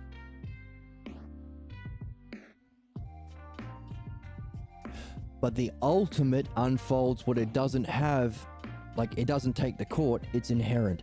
And that's why we need the dialectic. Because even in this brilliant light of being experience, we see it's the unfolding of what was inherent in the actual self, or the ultimate self, just as every problem has been an unfolding of what was inherent to our image of ourself. So in other words, we are mini cosmoses. We are using the principles of the unfolding of reality itself, only we are doing it in our problems. And we're doing it in our problems and part of a just reality, because it's that false image of ourself that prevented our further development. Because Socrates says, hey, you know where I am? If people die and they experience the brilliant light of being and then they reincarnate over and over again, you know where I am? I'm up here. I've done my work. I don't have to reincarnate. I've mastered the logos and dialectic. I've used it to benefit people as best I could.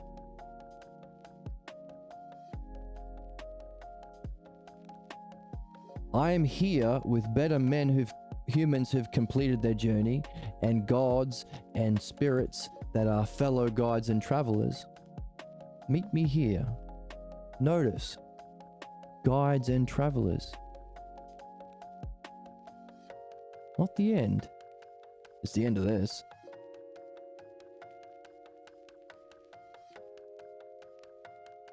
But it suggests that there is an even higher game to be played, which is important because one of the things that prevents our experience of divine luminosity, or even the self, the pure self, the ultimate self, is we're afraid of losing ourselves because of our addiction to our image of ourselves,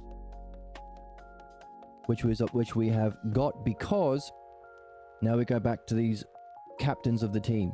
So the members of the team, whole part, same difference, has the captain oneness, but the coach, one. No qualities. So you can, the highest descriptors, you could talk about that mind knowing itself or divine luminosity with any of these terms, the greater version of it. Or you could save yourself a bit of time and just say, oh, it's oneness, the greatest oneness, and it's the greatest goodness, which is itself an unfolding of its cause, one or good or true. That's the coach of this NBA team and this NBA team and this NBA team. But if these are words to describe the self in a dialectic on self, the one self we have already, Parmenides did a hypothesis on, that's the first hypothesis, that's what he says is his self. But he says, you know what? When Socrates says, give me an example of the dialectic, but he didn't pick anything that could be here, which is normally what our dialectics are on. He said, do it on the self. So Parmenides laughed and said, no, fuck off, cunt. Oh, he didn't say that outside. What am I doing? Vapid cunt. Well, if the oracle can say it, I can say it too. He said, no way, son. I'm an old man. You're asking a racehorse to go back to what he used to be a champion at. You don't know how difficult it is to swim through that sea of logos. Eventually he does it. But at first he's like, no way. Which implies that the one self, or the good self, or the true self, which is the cause of our addictions because we identify with whatever it is, finance bro stuff, Instagram famous stuff, any other addiction, because we think it's our highest good, it's our highest kind of one, it's our highest reality. Meaning, inherently within us, we are seeking the actual one self, the actual good self, the actual true self. But because they are three different coaches, that implies that there might be a level beyond the first hypothesis of Parmenides, which is what Socrates said in the book that we're reading. We can maybe even go beyond the first hypothesis, which might explain why Parmenides himself says he has to drop down a level to talk about as an old racehorse returning to what he was a champion at.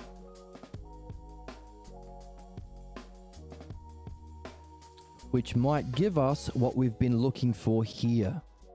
If there is a model and activity in our ignorance or problems, belief, and an activity, materialism or reductionism that says we're only parts, there is no whole, there is no mind, there is no self. That's our ignorance. Our wisdom is that overlap between the two circles, but there's a model and activity. Model and activity. Knowingness, oneness, the second hypothesis. The use of that understanding to benefit people. That's the activity we're here to master. That would suggest that there might be a model and activity of this section of self. So maybe the one self, the good self, or the true self might be the activity of understanding the self.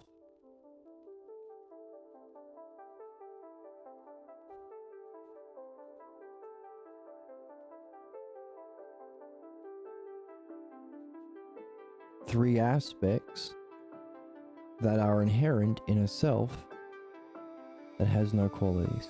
That's the big puzzle. How can it be a pure one without qualities, and also good and true? how can that be the ousia model and also the activity all at once? Inherently.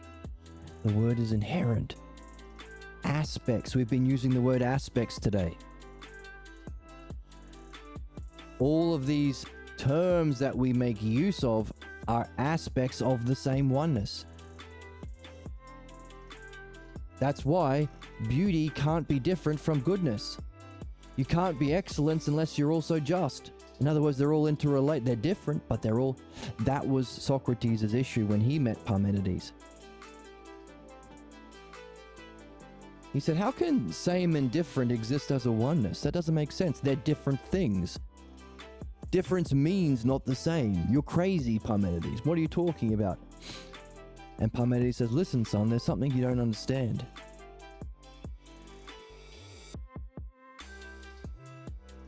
Categories. In the physical world, yeah, same and difference are two different things. There's a whole different category about it, buddy. And another thing he didn't get, aspects. They're not parts, they're aspects. They're all together. If you don't realize there are categories or dimensions, and by the way, it's understanding those specific categories, the different hypotheses, the 9 hypotheses, that allows you to recognize a nihilist is someone who thinks there's no same or no different. In other words, it's the same terms, different relationships. A believer is only the lesser in war with the greater. An understander has this as a whole and same terms. So yeah, Socrates' problem, how can difference and same be a oneness? You guys are nuts. That same and different, if they were the same, they wouldn't be different, you idiot, says 19-year-old Socrates. Socrates says to Parmenides, You have severe mental illness, and you need to be fucking checked into an insane asylum. Insane asylum, he says to Parmenides. I think it's awesome. Even if Aaron Brown thinks it's awesome. Two things, categories or divisions, cognitive and stages of dimensions, you could say, but also aspects. If oneness or mind or the map or the model is a whole of all parts, they're not different things, it's all at once. It's this, it is the model of all of these things. Everything you've recognized as same is because, by the way, you've never seen same.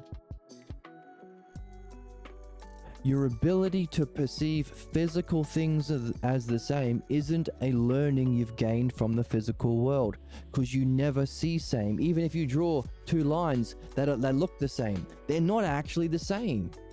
Look closer. Zoom in. Look at how different they are. It's your memory of mind that you apply, you project. Similar to, in the negative way, we project our beliefs onto reality. In the positive, we project the true model in our ability to see sameness. Beauty, the same thing. Do you have to train someone to see beauty? Think of how many morons there are out there who see a beautiful girl and go, oh, sexy tits. They didn't learn that here. They're recognizing something from mind.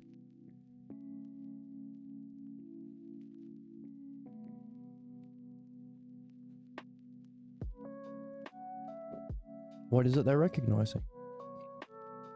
Do we also recognize justice, even children? Same, likeness, difference. In other words, all of these things are the same thing as aspects. That's one of the reasons why the dialectic is the meaning of life. So even if you experience ultimate reality, you have to break it down into parts through reflection on that, ousia, with language, reason, logos. That's the dialectic, that's understanding. You won't see it has all this parts. You will just be like, oh bro, it was amazing, bro, dude. I was like everything all at once, bro. I was like evolution. Evolution was me, bro. I was everything. I was the cosmos, bro. Pass me that bong. Need understanding to break it down. Which is also the issue with sexuality that we're at, which is the point of the book we're at.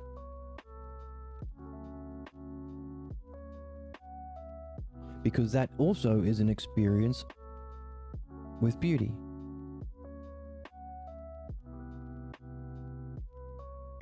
That you must reflect on, add logos to love, to see what's there to be seen in the experience, to reach higher and higher depths, while also recognizing while the self may be inherent, it's not the experience. Don't mistake the beauty as an experience as the good, while it may be a kind of goodness.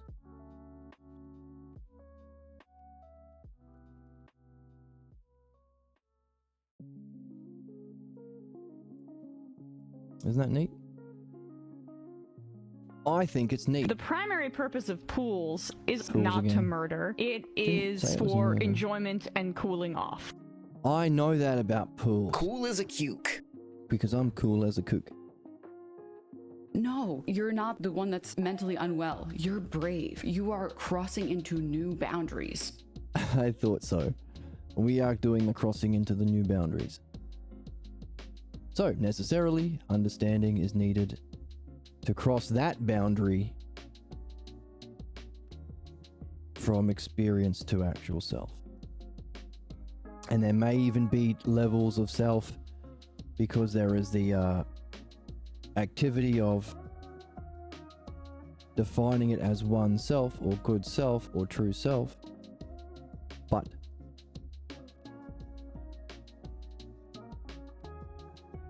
are they even expressions of a even higher model?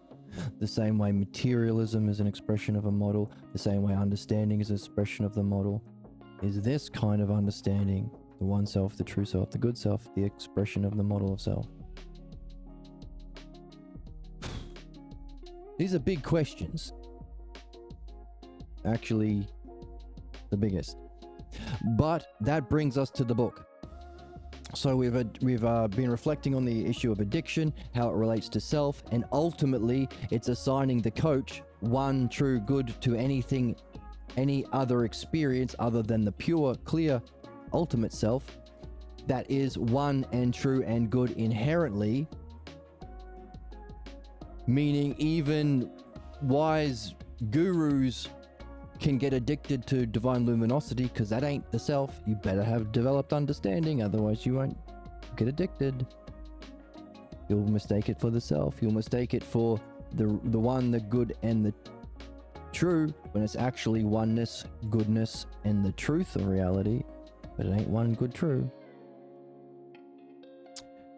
And now we're after, hang on a second, if that's our purpose, if all human problems is nothing other than the playing out of what's inherent in a false image of ourself that becomes our identity, our mask, our persona, and the cause of all our problems, and also the reason we reincarnated in the first place. Therefore, if the purpose of life is to perfect your understanding by reverting on the model of understanding, to use that to understand your problems and identify as the root cause of all problems as a false identification with self, if that's the meaning of life,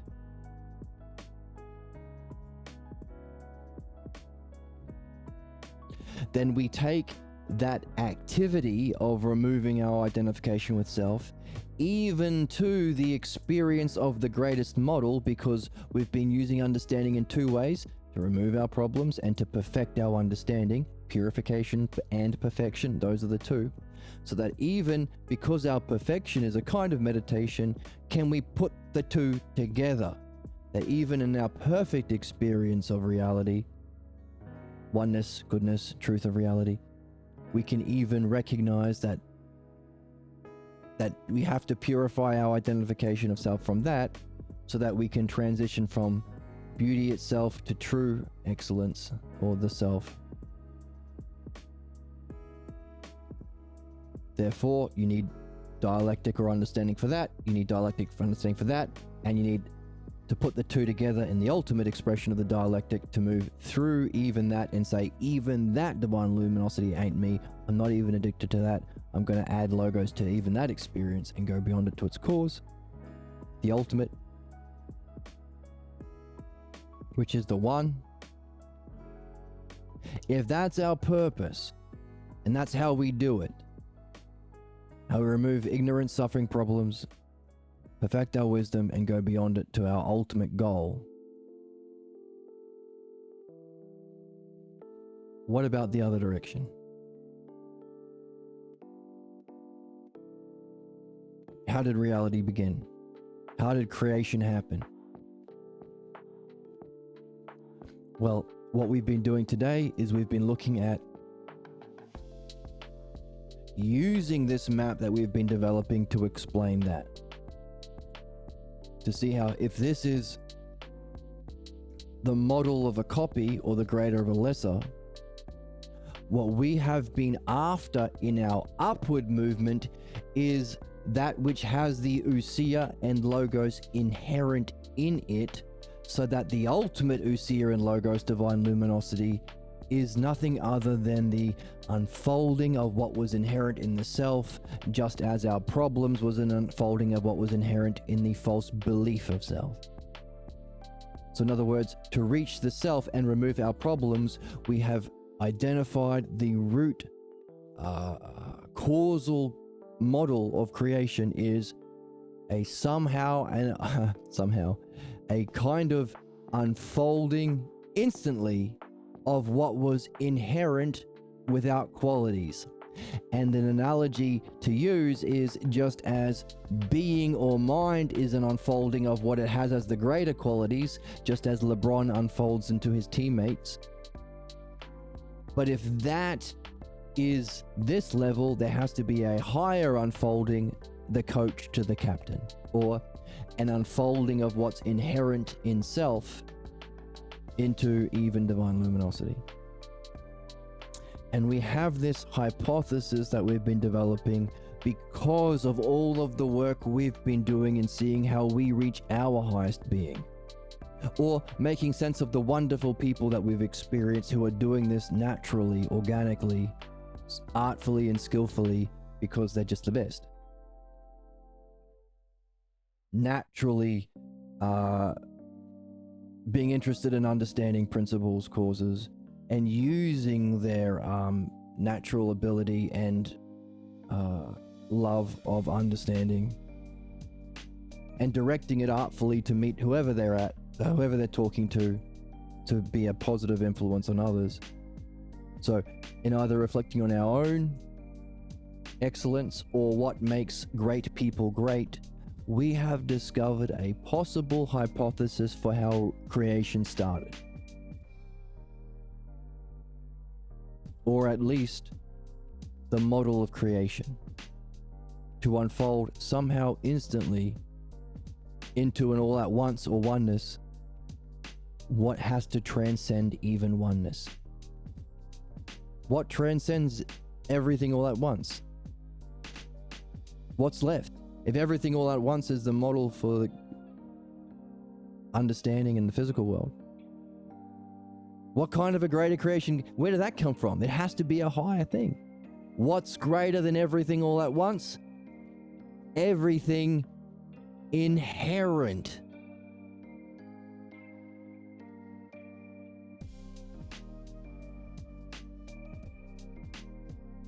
How can we understand everything inherent? Well, the same kind of difficulty that we said Socrates had in the physical world, same and different are two different things. They can't overlap. That wouldn't make sense. Sameness can't be different. They're literally opposites. They're defined as not the other. That's right. In that category. The two things that Socrates didn't have, categories and the idea of eidos or aspects. Now we don't have that because the word eidos is translated as forms, like there's a magic chair in the sky. Bullshit. That's not what the forms are. Don't even use the word forms. The word is eidos. So how can we bring these two issues to solve Socrates' problem? And the problem we have on the board? How does creation unfold? Well, while same and different in the physical world can't be together, they can be in a different category or dimension, being. And the way, eidos, to recognize in that oneness, same and different are different, but also the same. Kind of neat how that works. So as ideas, they are different and the same, which is funny because the ideas are same and different. We have fun here. Where's the joy? Where's the whimsy? Where's the childlike wonder, dude? You just attacked my person. You just harmed my body. Oop. Aspects. They're not different from each other. But they're separate but not distinct.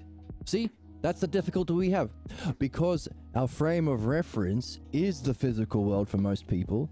Now, the more that we experience luminosity, the greater we can use that as our model or reference, just as we're using this as our model or reference for understanding to perfect our dialectic we're here to master as human beings, as the meaning of life. The greater we have this experience and reflect on it and not identify with it, the greater we can use that as a model for this issue. This puzzle, the puzzle of eidos or aspects. For instance, it's difficult to even say. What would you say? Are same and different? Different? No, we're saying they're the same. That's the whole point. So what would we say? They're distinct? They're separate but not different? Or they're distinct but not disconnected? See how even our language, connection, normally refers to the physical world? That's the significance of puzzles and questions. That's what we've been doing. Only half the time, or less than half the time we're reading. Most of the time on the channel, we're having questions and puzzles and bringing birth to puzzles. It's that kind of a puzzle that highlights the fact that our reference point for most people is the physical world. That's why it's important to read these texts that we're reading, Socrates or Pierre Grimes, because they have plenty of experience here and here. Parmenides, same thing. Diotima, same thing. So those are the big four. Parmenides, Diotima, Socrates, and Pierre.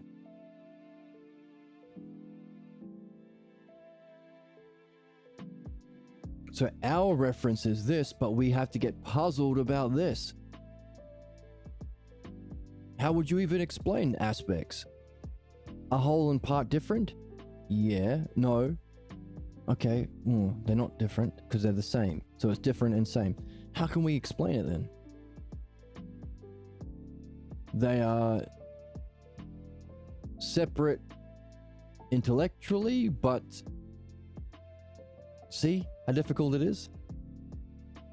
That's the word aspect. Now, imagine the difficulty. Well, you don't have to imagine, we're in it.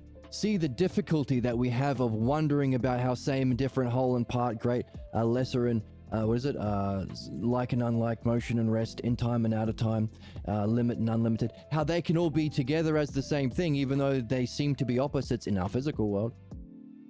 Now, that difficulty of aspects that we are having to move from the physical to mind, double it, or quadruple it, or exponentially double that, or whatever the word is for exponentially increase that, because Oh, that's what you say. Finance bros would say.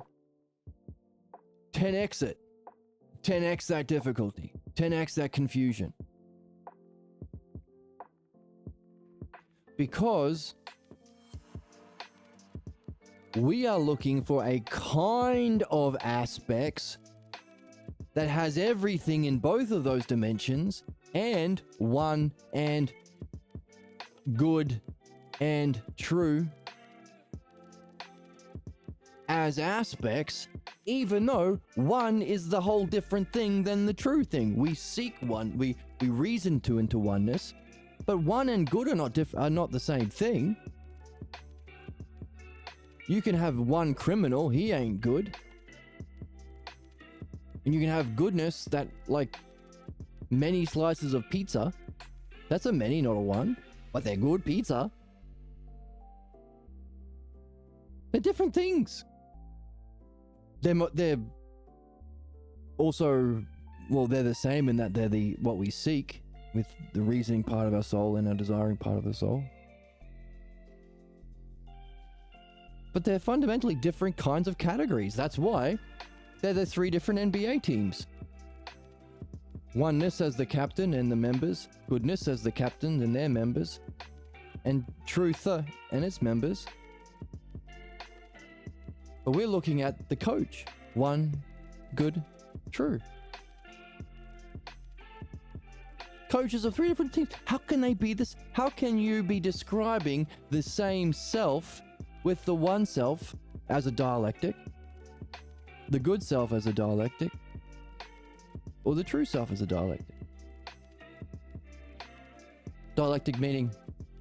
So Parmenides describes, imagine a pure one, and everything about that pure one can't be many, can't be parts. Now whack it onto the self. So 2 words hyphenated as a single idea. So the one can't be many, therefore the self isn't many. But he also goes backwards the other way. He says, hey, listen, by the way, think about the self as an idea, right? You can't be other than yourself, right? You wouldn't be yourself if you were something other. Of course not, by definition. No. Self and other, yeah, of course. Self is self and other than means other than yourself. So you can't be other or different, right? Therefore, whack that onto one. Whatever a pure one is, can't be other or different. That's his dialectic, to define what thyself is. Thyself of know thyself. That goes either way.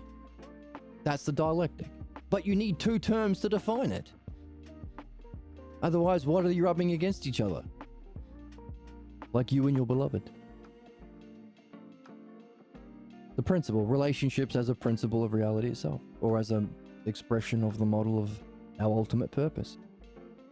Giving birth to this kind of offspring. This kind of puzzle, this kind of activity, this kind of work.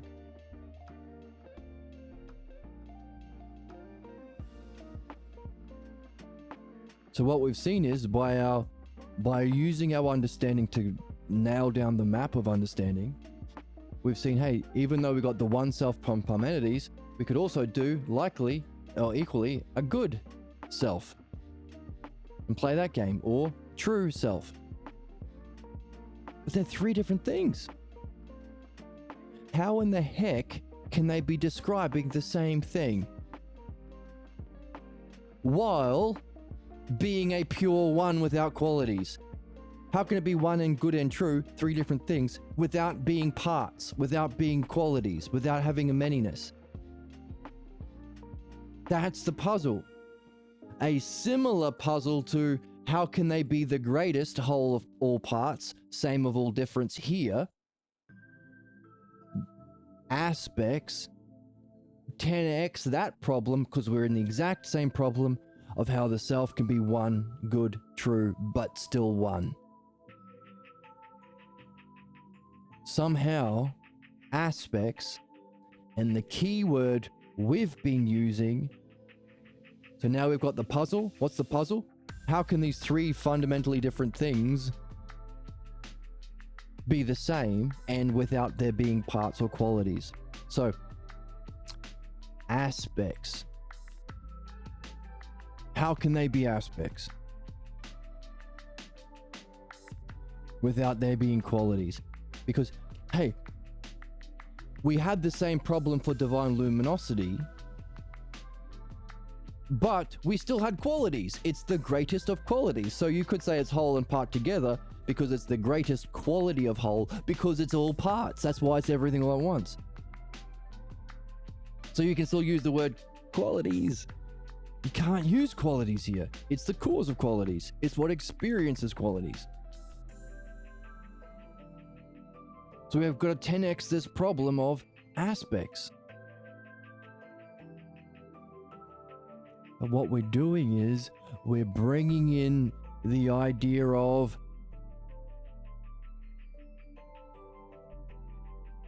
truth, lesser, greater, ultimate, the idea of creation to help understand or resolve this puzzle. How can one true and good be aspects without qualities? That's the significance of where we are in the text. To understand that, we have to understand how creation unfold, because somehow the self created being.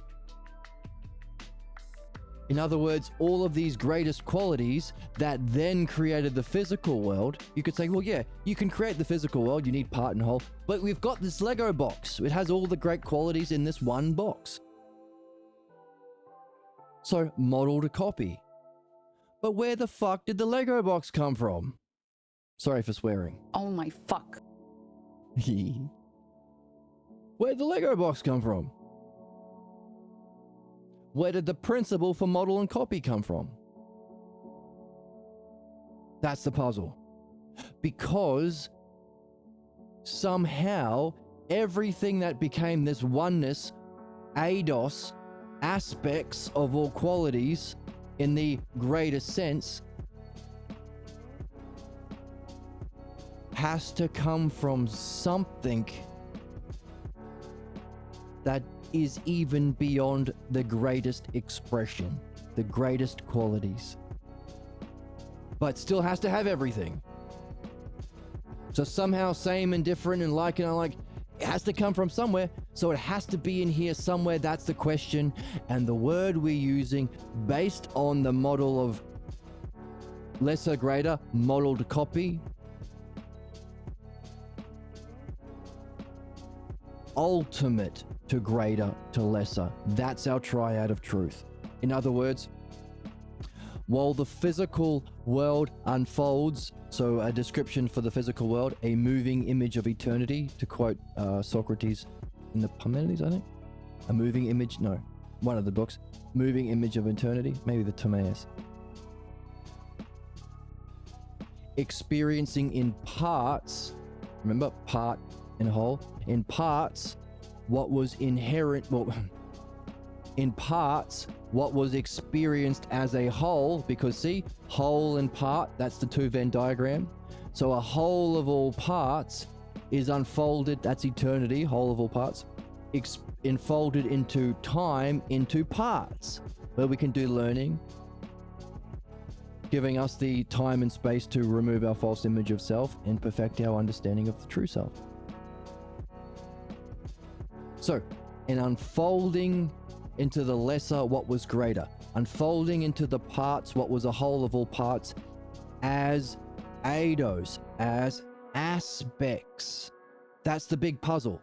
And I tried to give an example of the physical world where you stick your finger in a light socket and you experience electricity, but you're still experiencing gravity. You can't not experience gravity. You're just really in the aspect of electricity as a force of the physical world.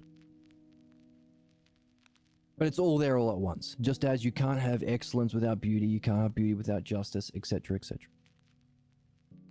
So, eidos, aspects is the key word. So if our physical world is a copy from the model copy kind of creation unfolding into parts, what was experienced as eidos, as a oneness or wholeness, so too, even that oneness in the greatest of qualities must be some kind of unfolding of what was here prior to qualities. And the word we've been using to help make sense of this puzzle, inherent. Somehow inherent to self is everything that's most experienced in divine luminosity and experienced in part form, mixed in with its opposite, mixed in with our ignorance, mixed in with our, like, we're not completely ignorant. We have false beliefs and images, but we can still do some stuff. Pretty weird if we couldn't. So we experience it as a mix with its opposites, belief, ignorance, in the physical world. We experience it in an unmixed state in the experience of mind knowing itself, the map of understanding.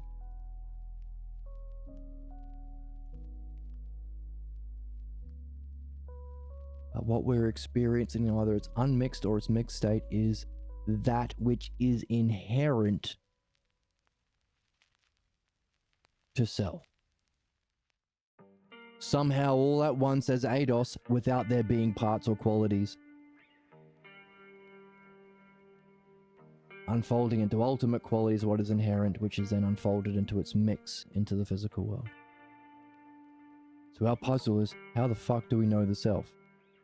How do we know, like, that's our goal. What is us? How do we know ourselves?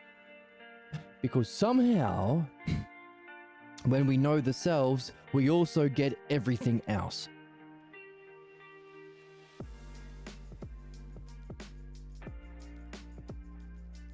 Just as in that luminosity experience, we get everything all at once. So as the experience of beauty, so long as we've got there through the dialectic and understanding and removing our false beliefs, we don't just get beauty, we also get justice. It's there to be seen. Now, again, stick your finger in a light socket, you experience electricity. So there are levels you might experience that beauty first, and then further development, dialectic.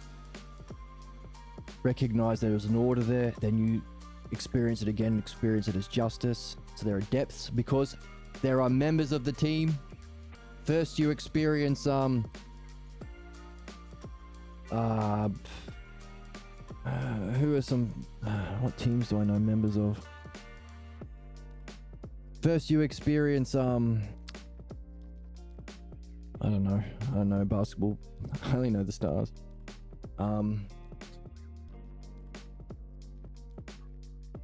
Frank Smith of the Lakers. Then you experience Jesse Jones. Then you experience the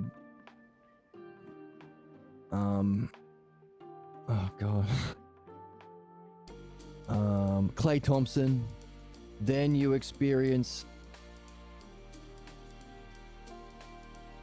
I'm trying to think of a middle player name. And then this guy, and then this guy, and then LeBron James. But LeBron James is at the top. That kind of a thing. Again, it's an analogy. So that's how we think. This analogy is our tool.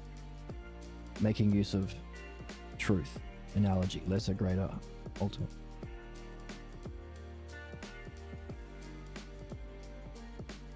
But it's all there. It's just dependent on your own development of understanding and purification of what's false. Two uses of the dialectic so far.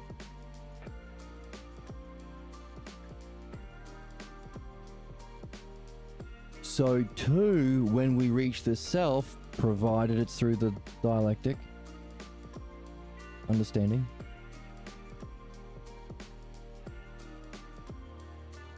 we get everything inherently, which points to the kind of justice we've been seeking in everything we do, the ideal of the samurai or the being in the zone, to instantly act without having to think or plan or reflect, most appropriately for the situation without thinking or planning with the full force of your being, that state of justice, that state of excellence. Because somehow, when we know the self, we get the one, we get the true, we get the good, and we get all of the unfolding of the rest of the team from oneness, goodness, and truth as well. We get the whole logos inherently or instantly. Therefore, our question, how do we know the self?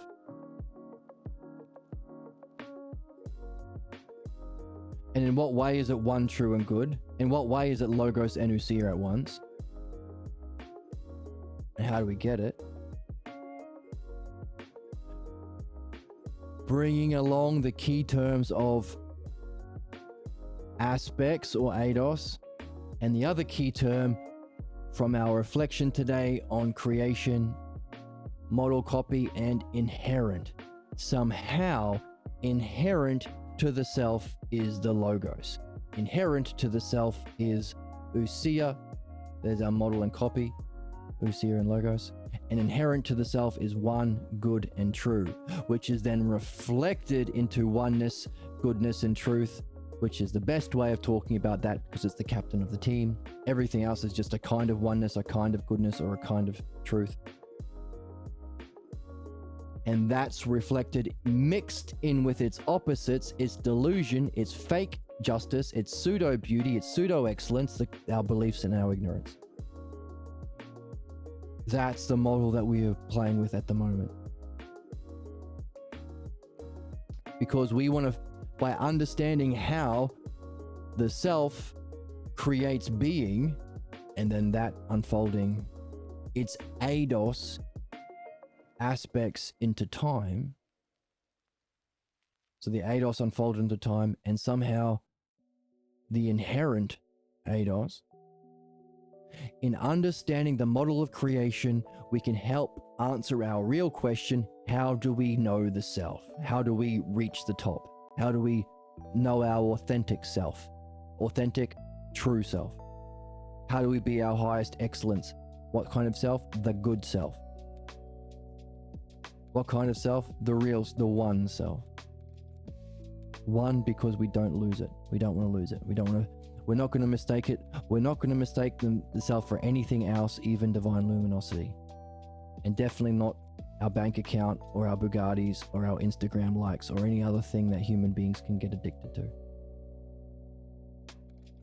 We want to know the self that's one, good, true, ousia, logos, without there being parts or qualities inherently.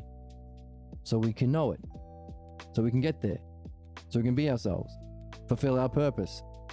Escape the chains of our problems and the prison of reincarnation into this world of injustice. And join the real, get access to the real party where Socrates is waiting for us in the doorway, at the gate. With better men than you find here. Better conversations that you have here. Not just men. Other entities. Real fun. So, our goal is to somehow figure out that self. And the key to unlocking that mystery will be perhaps in understanding how it unfolds, because that's the model of creation we've been looking at. So if we understand how it unfolds, maybe we can figure out how to get back to the ultimate. That's the stakes of where we are in the book. Jesus has just turned to Socrates after that talk about not getting addicted to pleasures, especially sexual pleasures, because you're keeping a pure state of mind, you're using logos along the way, and you're not identifying self with it, but looking for the self inherent. In other words, no fantasies, no distractions, no tangent. If you do, take a pause, champ. Make some notes about the image that began it, and get back to your fun. So it serves your evolution, your enlightenment, rather than hindering it or causing more problems. So that's where we just finished. It's not a removal of pleasure. It's not aesthetic. You don't go live with the bears in the mountains or join a monastery. No. You just approach it properly in the experience. No fantasies, no distractions, no tangents, no daydreams. Because it's only a daydream because you think it's more real than what you're doing. So he tackles that issue, which is of course a problem with a lot of his followers. Many people think, oh, that's the problem. Addiction to physical pleasure, if that's not reality. Yeah, the problem is addiction, but it's the solution isn't avoiding it. It's doing it excellently. It's a pure mind and a focus on the true self. And adding logos. And that's achieved by using the dialectic or adding logos with your love. So, that's where we were in the text. He just went through that, and then Jesus turns around and said, okay, fair enough. Okay, great. But tell me, we've been talking about our soul's return, but how does creation unfold? How does the one cause the many? How did creation even begin? How do we get all this stuff that we find ourselves in as the main character of this video game, waking up down here, having to learn the art of what we're here to learn? How do we make use of our skills? What are our two buttons? We've got an A button and a B button, Usia and Logos. How do we use it together? Push it like this, two buttons at once. What's that skill? Pressing the A and B button in the video game that we're in. It's the dialectic. So what are we leveling up? Our dialectic. How do we overcome difficulties to slay dragons? The dialectic. How do we level up our character and become min-maxed? Dialectic. Well, not min-maxed, it's just max-maxed. How do we become max-maxed? So where does this all come from? How do we end up here? We talked about the significance of justice in the cause of our reincarnation to address the false image of self, so we can participate in actual self, but it's not participation because there's no parts. It's a different kind of a thing. And where did it all come from? So that's what Jesus turns to Socrates and says, how did it all come to be? How did creation even unfold? And what we've done today is see the stakes of where we're at, nail down our primary question so we can carry our question as we read, because Socrates says that's how you reach your goal. To give birth to questions and carry it at all times as you read and develop your understanding. It's questions and ifs, questions and hypotheses, questions and dialectic from the reading. So the main question, how do we know the self? That's somehow beyond qualities, but the cause of all qualities. How do we get there? How do we recognize it? How do we keep it? And the big mystery is, what are we looking for? It's got no qualities. And yet it's the cause of all quality. Somehow we're looking for something that has everything as aspects, eidos, but in a different way to this, because it's inherent. That's what we're using as our hypothesis. Looking for a pure self that has everything inherent in a eidos way that's unique. That's a good theory, but how do we do it? Maybe in understanding how that inherent unfolds into being and creation, we'll get a clue into how we reach our goal. That's the stakes. That's our question. That's what we're going to keep in mind as we continue to read and as we go back to Jesus's question, which is,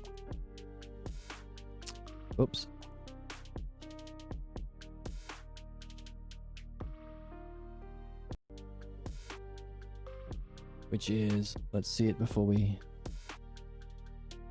wrap it all up.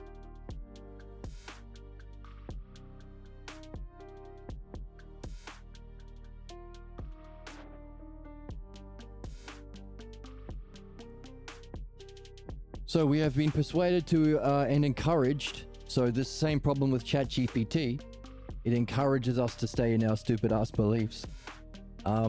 We have been persuaded and encouraged to believe a false idea of self and reality, so we are doomed to being blocked and irrelevant. So going back to our thing of making love. So the issue of making love, whatever is done has to be done with mind's awareness of what it is that's being done. Stay in the activity. Then mind is free of any impositions. So that's the issue. That's the problem. The problem isn't sexuality. It's that it gives you a bunch of power to project your bullshit. Remember? Every accusation is a confession. The cry bullies. The murderous, genocidal Jewish state are saying, oh, we're the victims. Why won't you let us do a genocide? We're being bullied, as they cry bullies. What's the issue? We project our problem. We're not seeing what's there. But sexuality, with someone who's really beautiful, in the highest kind of way, well, you got a lot of things to be interested in about what is there. You don't have to project anything. So, if you have a mind free of any imposition or projection, you're without your fantasies.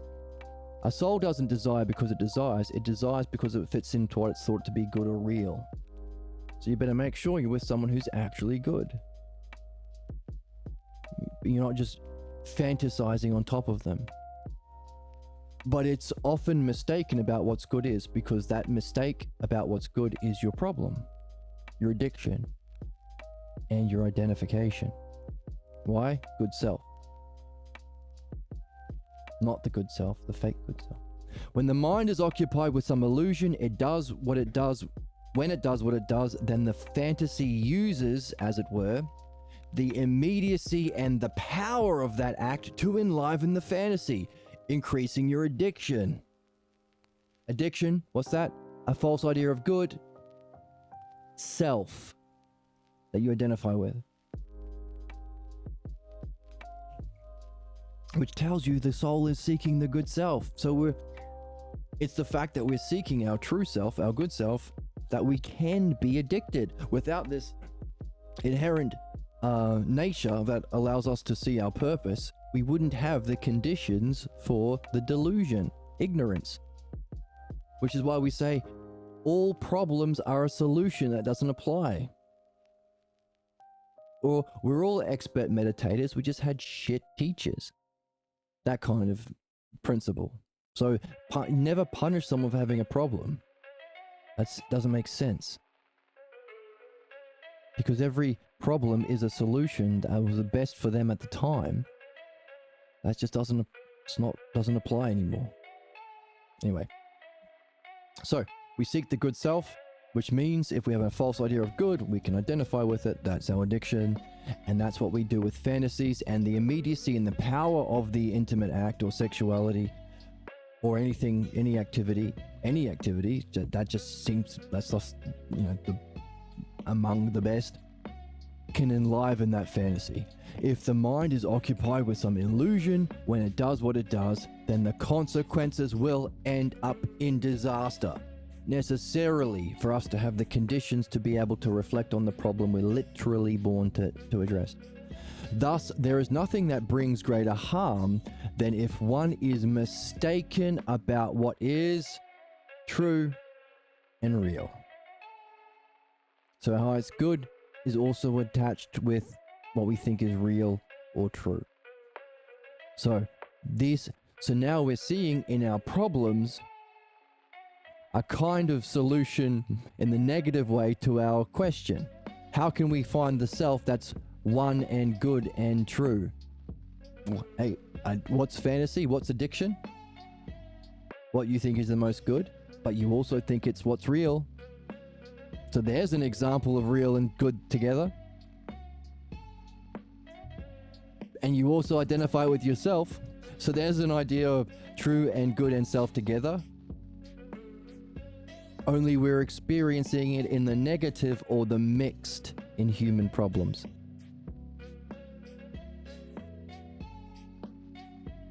Which is our principle of creation. We experience it in the greatest or unmixed. In this experience, mind knowing itself or self knowing itself as what is, or self knowing mind as the experience of self. Lots of ways of saying that. And in human problems, the mixed. Addictions, problems, fantasies. Ending in disaster. Still good, true self. Just mix up with a false belief about those things, causing our issues or problems. Isn't that interesting? That we can understand the essence of issues or problems and blocks, while at the same time getting an insight to the real thing, because one's just an inverse of the other, or a mixed, because that's the dimension we're in. Remember Socrates' problems? How can same and different be together as a oneness? You guys are nuts. You guys... Whore. Well. I think it's awesome. Well. You just blow in from Stupid Town? If you think it's awesome, you blow in from Stupid Town. Because... Fucking bitch, pussy ass fucker. Okay. Enough soundboard. Because you didn't understand the idea of categories. Down here, yes. But here is different. Socrates, says Parmenides to Socrates. In other words, another way of saying that is, this is the mixed. This is the unmixed. This is the inherent. That's what we're after. So, isn't that interesting? So even in our problems, we can still potentially learn about the truth. So long as we are adding logos to our experiences. Always, always, always. It's a win, win, win, win, win, win, win. Win, win, win, win, win. It's a win, win, win, win, win, win, win, win, win. The primary purpose of making ice cream is a good and courageous thing. Emma always talks about making ice cream. These absolute dullards, borderline chimps, who want to kiss a fox. Want to kiss a fox. So, right. The issue with sexuality isn't that you're doing it, it's if you project and you're not in the moment. Because the fantasy uses the immediacy and the power of the act to enliven that fantasy, and if it does so, the consequences will be a disaster. There is nothing that brings greater harm than if one is mistaken about what is true and real. So it's not what is done that is significant, but the state of mind that accompanies what is being done. That's the issue. Can you carry this wonder and understanding about the real and good? And if you've actually experienced it, take that with you too. Although it's beyond experience. But at least take your understanding, and at least take your curiosity, and at least take that in every moment, whatever you're doing, and you'll be right.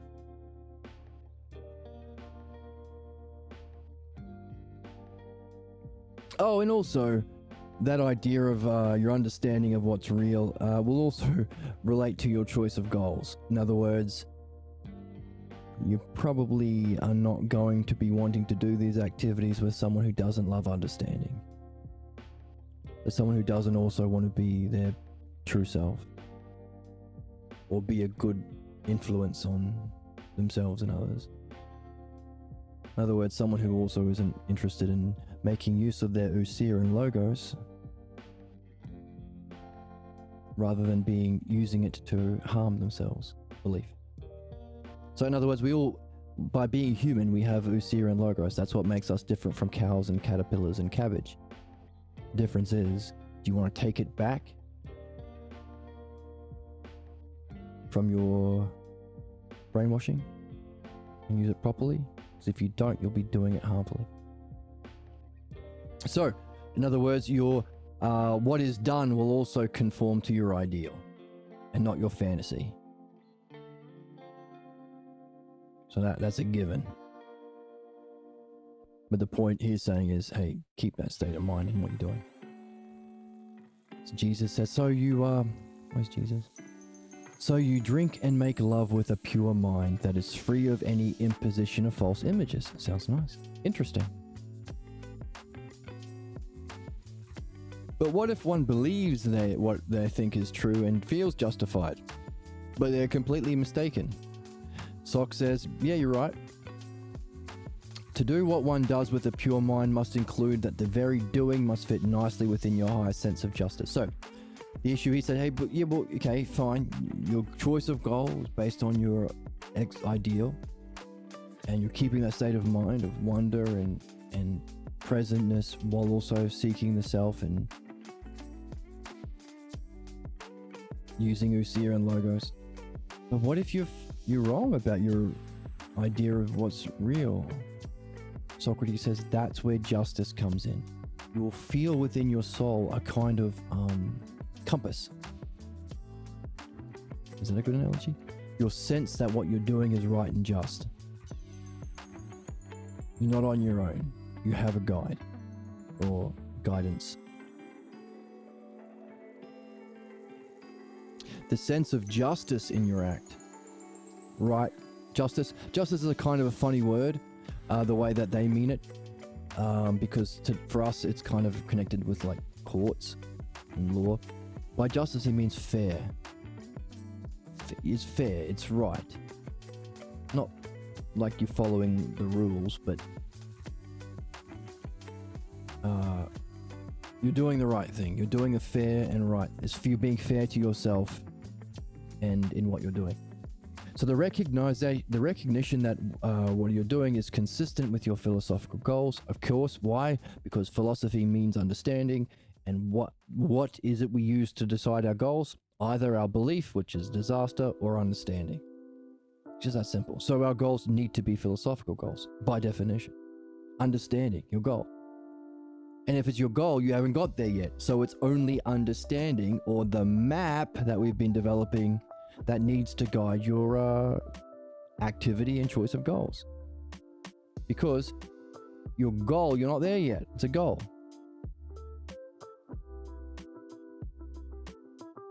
And even if we don't choose, we're still going to pick something to do. That's our problem. A false idea about what's good and real and worth pursuing. That's our belief. So all we're doing is taking our mind back from our brainwashing. So use your understanding to choose your goal and keep that as your guide in whatever you do. If you feel that what you're doing isn't right or most ideal or just or fair, that is probably an indicator that you are not using true understanding, but you are still harboring a false image of yourself. But hey, in a good relationship, truly loving relationship, that just becomes material to reflect on, to do your purpose, to do what you're here to do. Free yourself from that image. It's a win-win-win-win-win. It's a win. It's a win. It's a win. It's a win. It's a win. It's a win. It's a win. It's a win-win. All eats.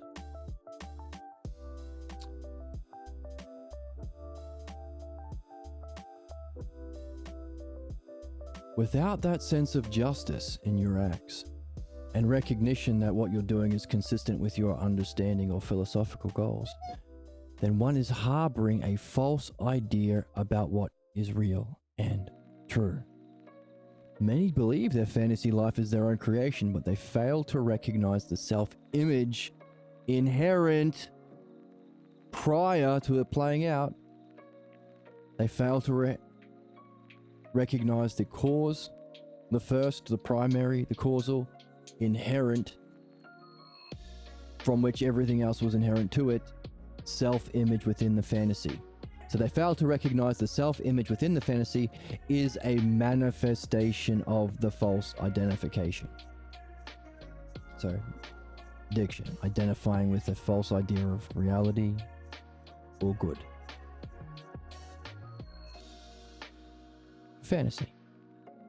So your fantasies, if you're not following your understanding in a pure state of mind, in the activity, with a sense that what you're doing is most fair and just, then you're just adding fuel to your problem or addiction. Pretty cool? Pretty cool? Yes. The answer is yes. These absolute dullards, borderline chimps want want to kiss a fox. would even agree that it's neat. Jesus comes in and says, if one has been persuaded and encouraged to believe such a false idea of self or reality, they are doomed to being irrelevant. So this ties us in with our understanding of the nature of human ignorance and problems. A false idea or belief, that's it. Now let's add more content. A false idea about what? Self and reality. The two goals we're here to achieve. Reality or being or mind is everything, the unmixed reflection of self, the greatest experience, but its purpose is to tell us about the self in an unmixed pure form. That's mind or reality. And it tells us about the self because we get in one great, awesome, purely ultimate, pure maybe is the wrong word, pure in a sense, one experience, we get everything that is inherent to the self. Like a snapshot. But multi-dimensional. I was going to say 4D, but it's probably more than 4 dimensions. Like you're looking at yourself and, oh yeah, that's me in the mirror. Tells me everything I need to know about my makeups by looking at the mirror. It's not my face, but I can't see my face. That kind of an idea. So that's what we're after.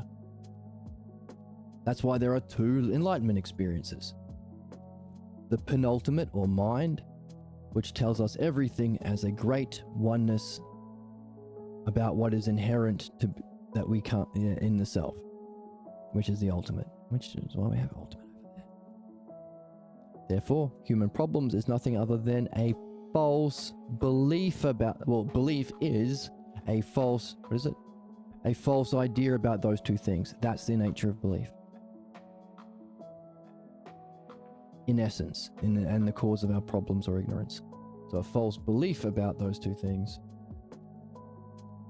That, like the same way ChatGPT persuades and encourages us to stay stuck in our false belief about ourselves, that causes us to be stuck in our problems and go into psychosis and end up doing crazy, disastrous things, so too, the essence of human problems is the same thing. We have been persuaded and encouraged to believe a false idea of self and reality. And our fantasies in whatever we do, especially sexuality, dooms us, or what's the word? It ends up in a disaster because it just adds fuel to that fire. Isn't it interesting? That you can understand the cause of human problems with one thing, a false idea, about 2 things, self and reality.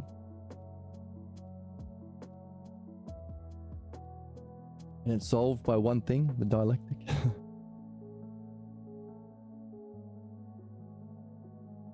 I guess also dream analysis, which is also the dialectic. Anyway, I think it's pretty neat. And so does everyone, because I have 1 viewer. And on YouTube I have, doesn't tell me how many I have on YouTube, but I've got 1 Twitch viewer apparently. And that just probably is my bot. Does it even tell me? It doesn't even tell me who's watching. Oh well. They're probably cool. And I Even if I could find, I don't want to because it would make me sad because it's probably my chat bot that I need to multi-stream to Twitch and YouTube. Oh well. Don't want to know. But I think it's neat, right?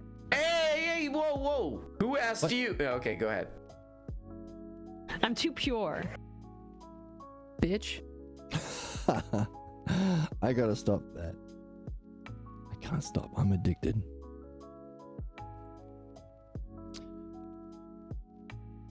So our problems is that we've been persuaded and encouraged from childhood to believe a false idea of self and reality, and we are doomed to being irrelevant, living a shitty life.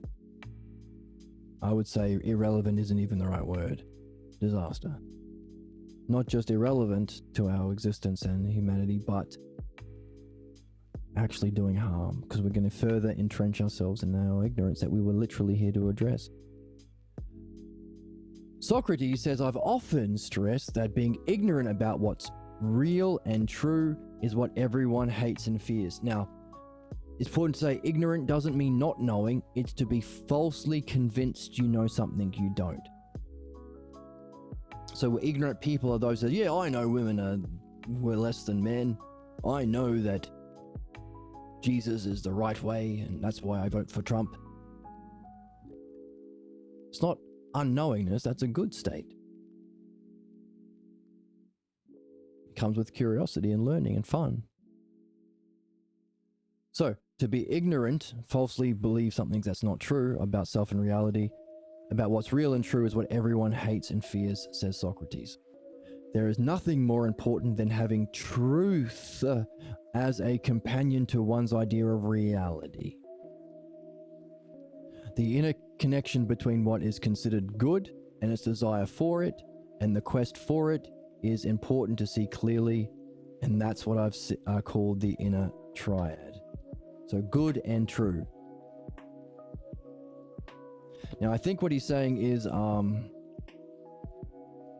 we can use our model of the triads from earlier. So for triads, the model of triads, everything that exists can fit into a triad. This is just a review of earlier in the book, by the way. We're 90-something episodes in.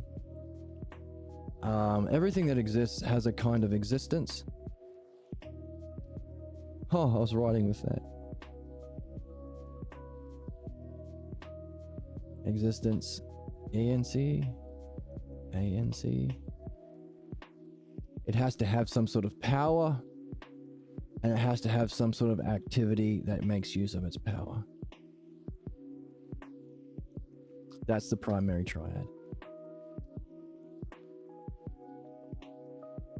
Now, to existence, we could also say it's the captain of the team, or it's its best player, or hyparxis.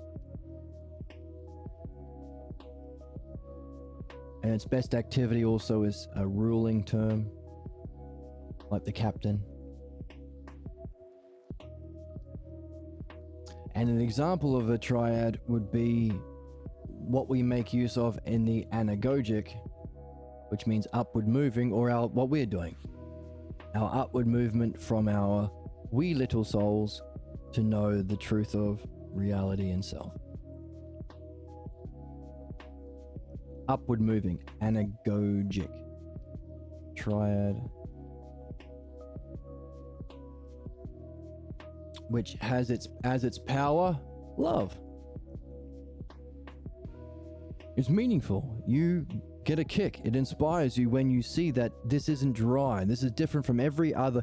Hey, this ain't your grandmother's philosophy.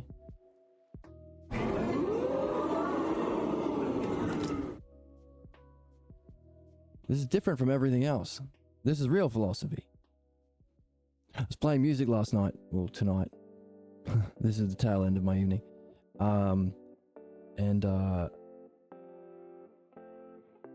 Yeah, actually, this is what we've been talking about in this book. The idea is to inspire people to get into philosophy. And one way of doing it is providing people with something beautiful and harmonious, or in the anagogic triad, beautiful or simply beautiful, but also harmonious or ordered. Like music. That will inspire people. But what I've been finding the difficulty is that when I have this kind of success with music, people ask the same question: how long have you been playing? And I've been trying different kinds of answers to get them curious about the inherent order to music that expresses the order of reality that we can make use of in our purpose to remove our false idea of the self and through understanding and discover the true self.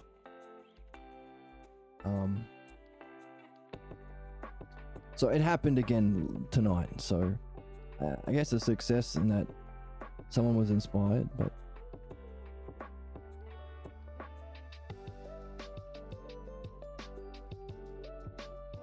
my response is, anyway, a tangent. I won't get into it. So Aphrodite in the anagogic triad represents beauty or wholeness. Aphrodite. That's theology, a mythological representation of these metaphysical principles that are universally true. Apollo. So you got to be reading the text to get the terms. So you could even say that's whole and part.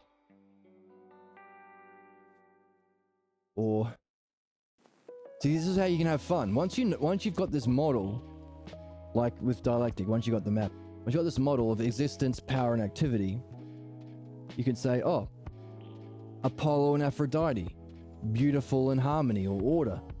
That's also whole and part. But we've also, remember how we were talking about earlier?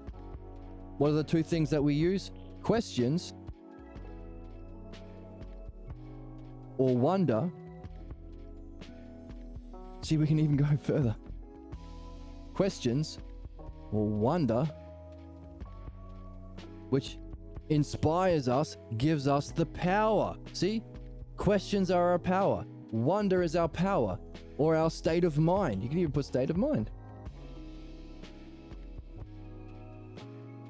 And its partner, questions and hypotheses. That's why we read the text. Apollo is the god of philosophy, reading a Socrates or Pierre Grimes text, or Diotima or Parmenides, anyone who's, or your dreams, because all of these people are masters of the logos. In other words, they're not projecting their beliefs. That's the essential element. And same thing with fantasy. Problem with fantasy is you project your beliefs, so we need to read authors, Socrates, Pierre Grimes, our dream master, Diotima, Parmenides, that are not doing that. That's why it's kind of weird when someone comes in and says, oh, have you read this guy? Who? Billy Smith? Why would I read him? Oh no, I agree with him. Why? That doesn't mean anything. So what? You agree with him, so that's philosophy? That's what we're taught philosophy is. And this ain't your grandmother's philosophy. Philosophy is taught as just bullshit that justifies this same. It's ChatGPT. Modern philosophy is ChatGPT for the goddamn brain. Here are a bunch of, I don't know, arguments or authors that you can quote to justify the bullshit beliefs you're already carrying. So why, if you're not reading Pierre, Socrates, Diotima, Parmenides, or your dreams properly with the dialectic, you ain't doing philosophy. I'm not saying that. That's the conclusions from the book. So don't get mad at me. Let's keep going. Oh, of course, there are other figures like Proclus, who has has some dialectic and stuff. Let's not forget them. hypotheses, or our Q sac in our inventory, and our if sac in our inventory, and the hero's journey to be on a quest. Imagine people. The problem is that you can't reason someone out of a position that they didn't reason themselves into. Is this chat full of. So, like, not only have you been wrong on like 3 or 4 different things at once, which is already offensive enough, but you did it in the most annoying way. I believe the dream was about how Every single person on this planet is gay. You've been a bad little girl and you're getting a vigorous spanking right now. I don't know if you know this, but like weird dudes exist everywhere. I'm being a weird dude existing everywhere with mucking with my soundboard. So, questions and a hypothesis. Wonder and... what? Thinking? Sure. State of mind and understanding.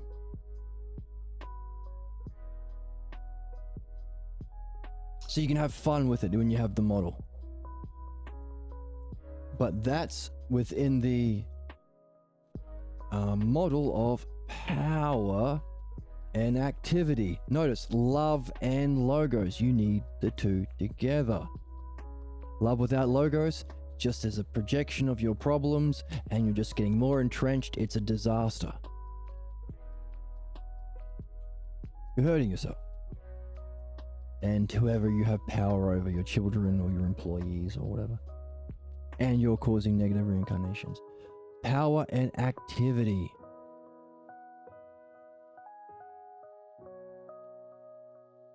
And the ruling term, or the hyparxis, fullest flowering, or the purpose, hyparxis, which also is the model for loving relationships. You got the beautiful girl, you got you, or if you're a chick, then chick. Then reverse it. There's the two of you, and there's the single goal you're both focused on, your fullest flowering. Hyparxis, or your highest kind of existence, or ruling term. Apollo, Aphrodite, and Hermes with the feet with wings that can fly you to Zeus, and that's the dialectic. The dialectic is what love and logos, Aphrodite and Apollo, questions and hypotheses lead you to. That's the goal.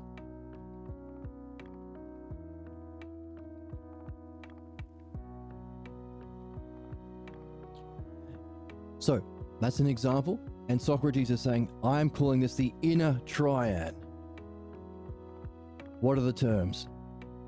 Truth, one's idea of reality, and what we consider good.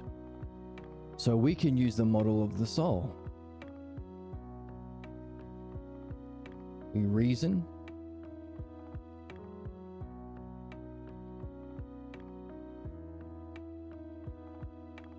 With our soul.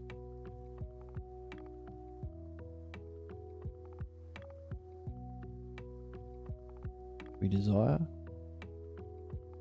Or we desire our goodness. We reason into a oneness.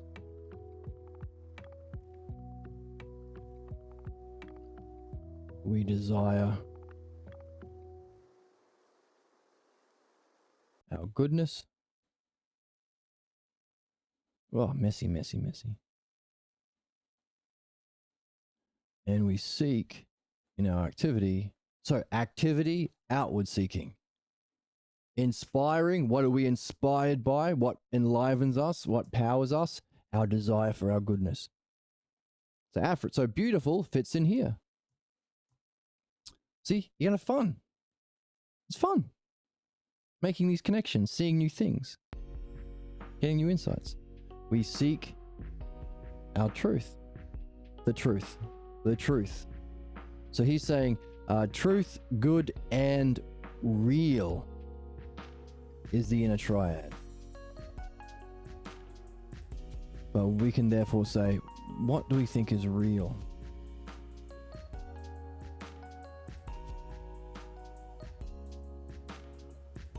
Well, reality is another way of saying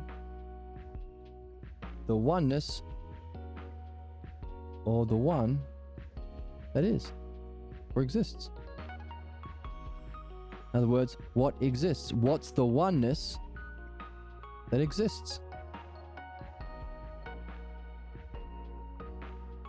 Or what's reality? What kind of one is reality? Is it a oneness or is it a pure one? That's the inner triad. We seek oneness of reality because we think it's good to know reality and we want the truth of reality. But because we have these captains of the team in the map of understanding, we know what reality is also equal to is what kind of one. What we really desire is the good, and what the truth is that we seek as its one thing that's good. It is the model of truth that we have been seeking. It's true itself, or just true. That's the inner triad. We want to have a true idea of reality, or we want the true idea of reality, and we also have to recognize it's our good, otherwise we won't be inspired to seek it. We need to be inspired by it being good, Aphrodite. So we have to have a good reason or understanding about the good, so we desire it, have a good understanding about what's true, so that we seek it, and we have to have a good understanding about the one. That's reality that we're after. So they all come under understanding, therefore. So all understanding.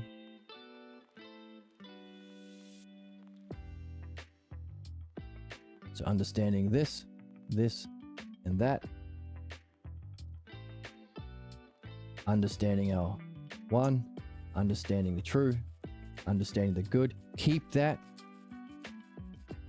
with your state of mind of curiosity. Therefore, if the one that we want, that's the one of reality that we're seeking because it's true, that we're desiring because it's good, therefore understanding is our tool to reach the one self, the true self, or the good self, which is what we're after. So it's understanding that we will use to reach the self. Self. Therefore, the art is the use of understanding. Philodianoia, the love of understanding. That's the subject. That should be that's instead of philosophy, which is misused, let's call it philodianoia.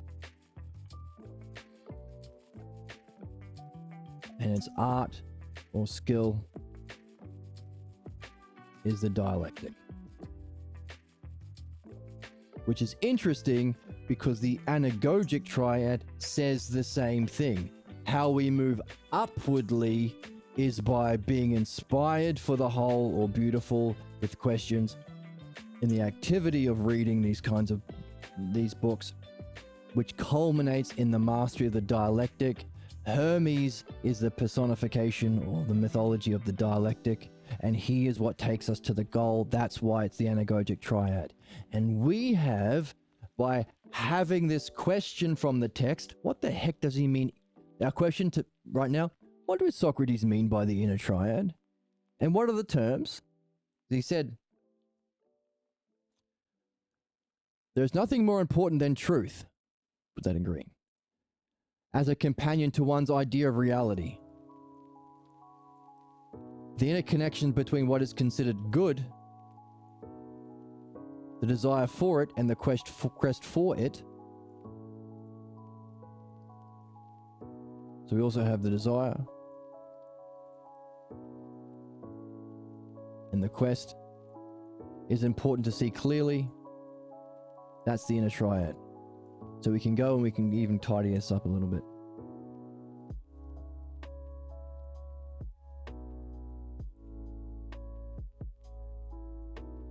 We desire goodness, desire for goodness. We seek truth, and therefore we reason for oneness in our quest for reality, our quest for reality.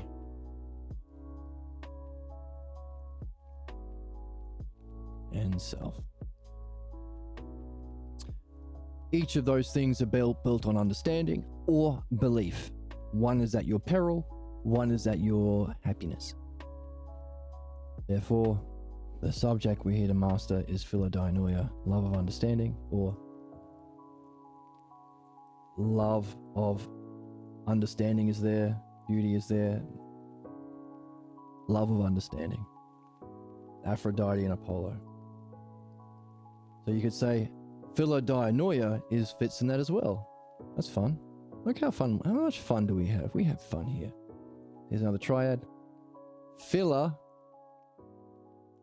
love. Dianoia, understanding. Power and activity. Aphrodite and Apollo come together in the dialectic. So, soon we will reform our educational system, and the subject that everyone will be taking as a compulsory subject that everyone will love and have the most fun in will be philodainoia. And you graduate with the art of the dialectic. It's a win-win-win-win-win. You know, some people would chase a chimp around. Some people would devote themselves to all kind of science or art or experimentation. Who knows? So some people chase a chimp around, some people do science or art, but everyone will take philodainoia to master the dialectic. Isn't that cool? Yes. The answer is yes. So, it's important. This map, understanding, love and logos, beauty and Aphrodite and Apollo, our understanding of the good, our understanding of what's true, to reach our quest of knowing the one that's the reality and self. Keep this in mind.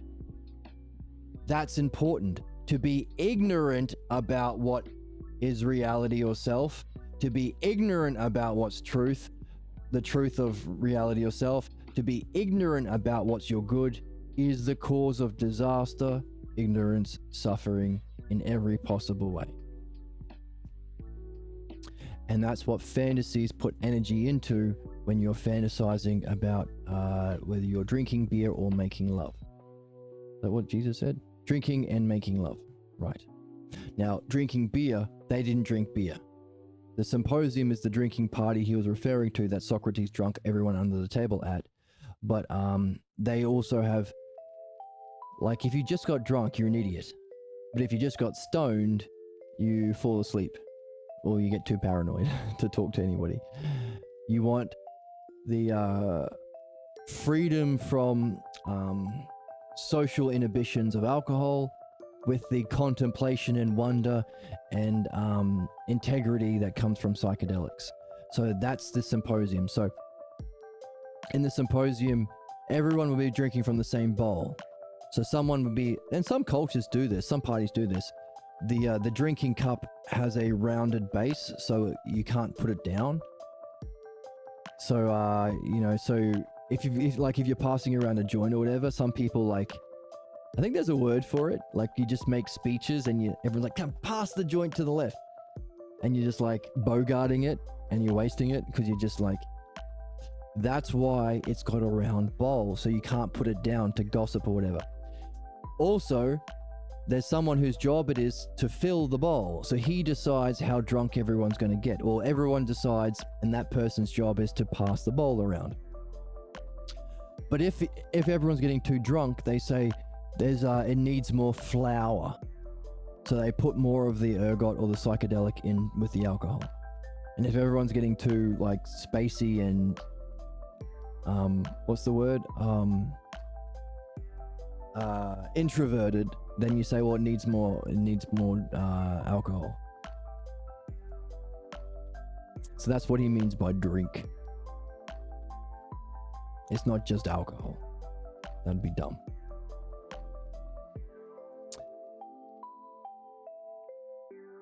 So to drink or make love with the pure mind, free of any impositions of false images, that's that's what's important, without which you will end in a disaster. Because all you're doing is enlivening the fantasy, your problem.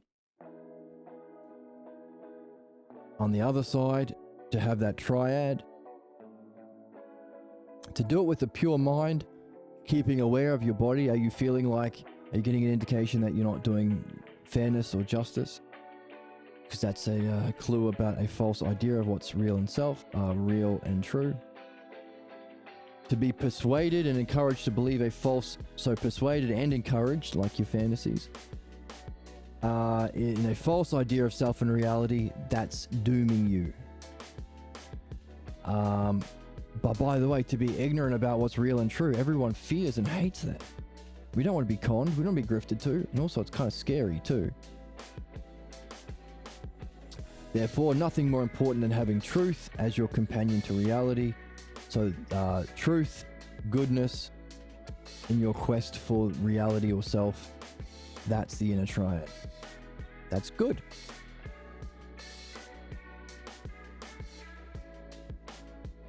Quest, and in other words, we want to get there. We want to get to reality in self, specifically self. So, in the same way, mankind imitates the creation in his own inner world. However, it takes on the form of a daydream, which makes all hell break loose. And that's funny because Jesus is saying it.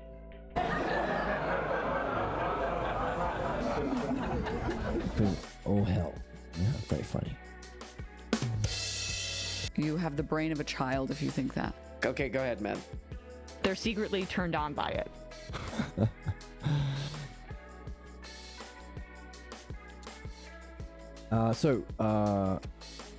Right, and that's what we've been looking at.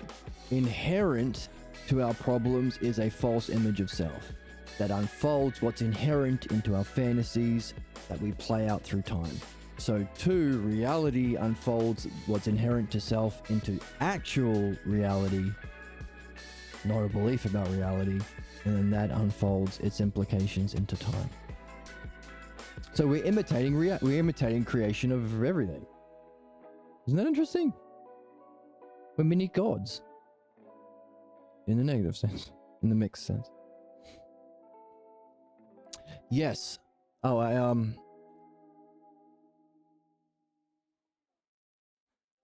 Oh, and by the way, this being encouraged and persuaded to believe what's not real, which is actually a fantasy world, some people say that philosophers are doing it. We're in an echo chamber, just with other idiots agreeing with our false belief, like ChatGPT just agreeing with your dumb beliefs, becoming an echo chamber, persuading you to continue to believe what's false, and encouraging you to keep believing that. Some people say that of us. We understanders. Can you believe it? Socrates says, yes, many hurl that insult against us, that charge against us. They forget the difference between fantasy and philosophical speculation. In fantasy is a false image of the self and its drama, and no correspondence to how we actually get truth, which is also the meditation, which means we can actually access it. The speculations of philosophy lead to understanding and experience of the true self. That's the difference. This ain't an echo chamber. This ain't fantasy. Believers engage in fantasy. Because we're doing understanding, following reason, reflecting on principles, going from adjectives to nouns, looking at the map, looking at universal principles, applying them universally, meeting people where they're at and practicing our art of questions, using that map to help people engage their ousia self-reflection and their logos understanding in whatever way they can, using it artfully. There's a charm to that. Inspiring people through our use of harmony or ordered reasoning, Apollo. Making it beautiful or simple, that inspires people to encourage their participation in this dialectic we're engaging in.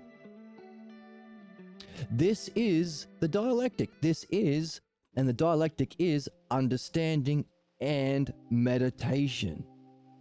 Because it's principles that are eternally true about self and reality that we are using our understanding to do this.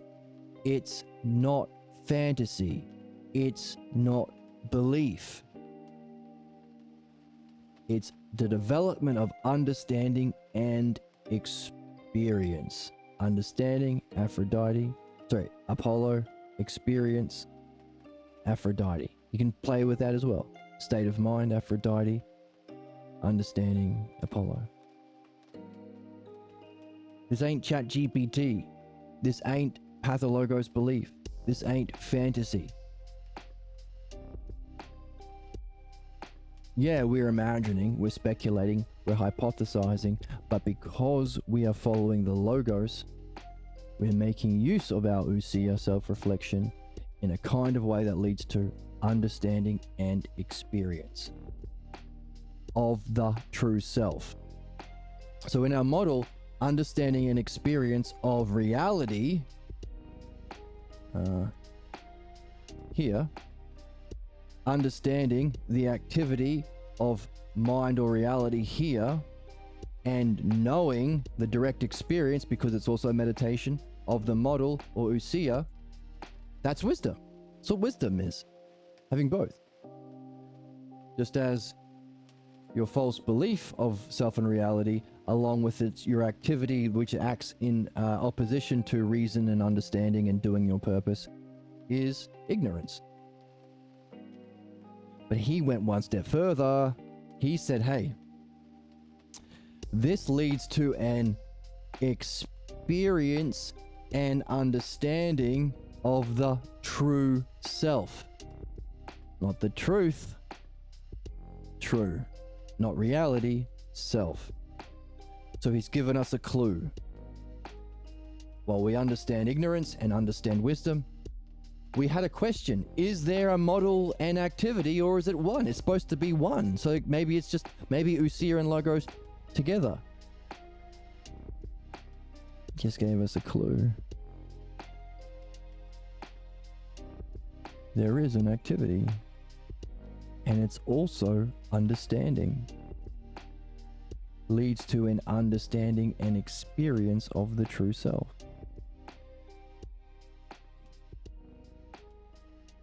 Which is a game changer, because that means in this hierarchical model, it suggests materialism or strict dualism is 5, belief is 4, the cause of our problems. The next movement of humanity is from belief into understanding, that's 3, the third hypothesis. The second hypothesis is divine luminosity, that's knowing, understanding and knowing. And then we're wondering where the first hypothesis is. That's our current question. Where's the first hypothesis? The one self. Uh-oh. Uh-oh.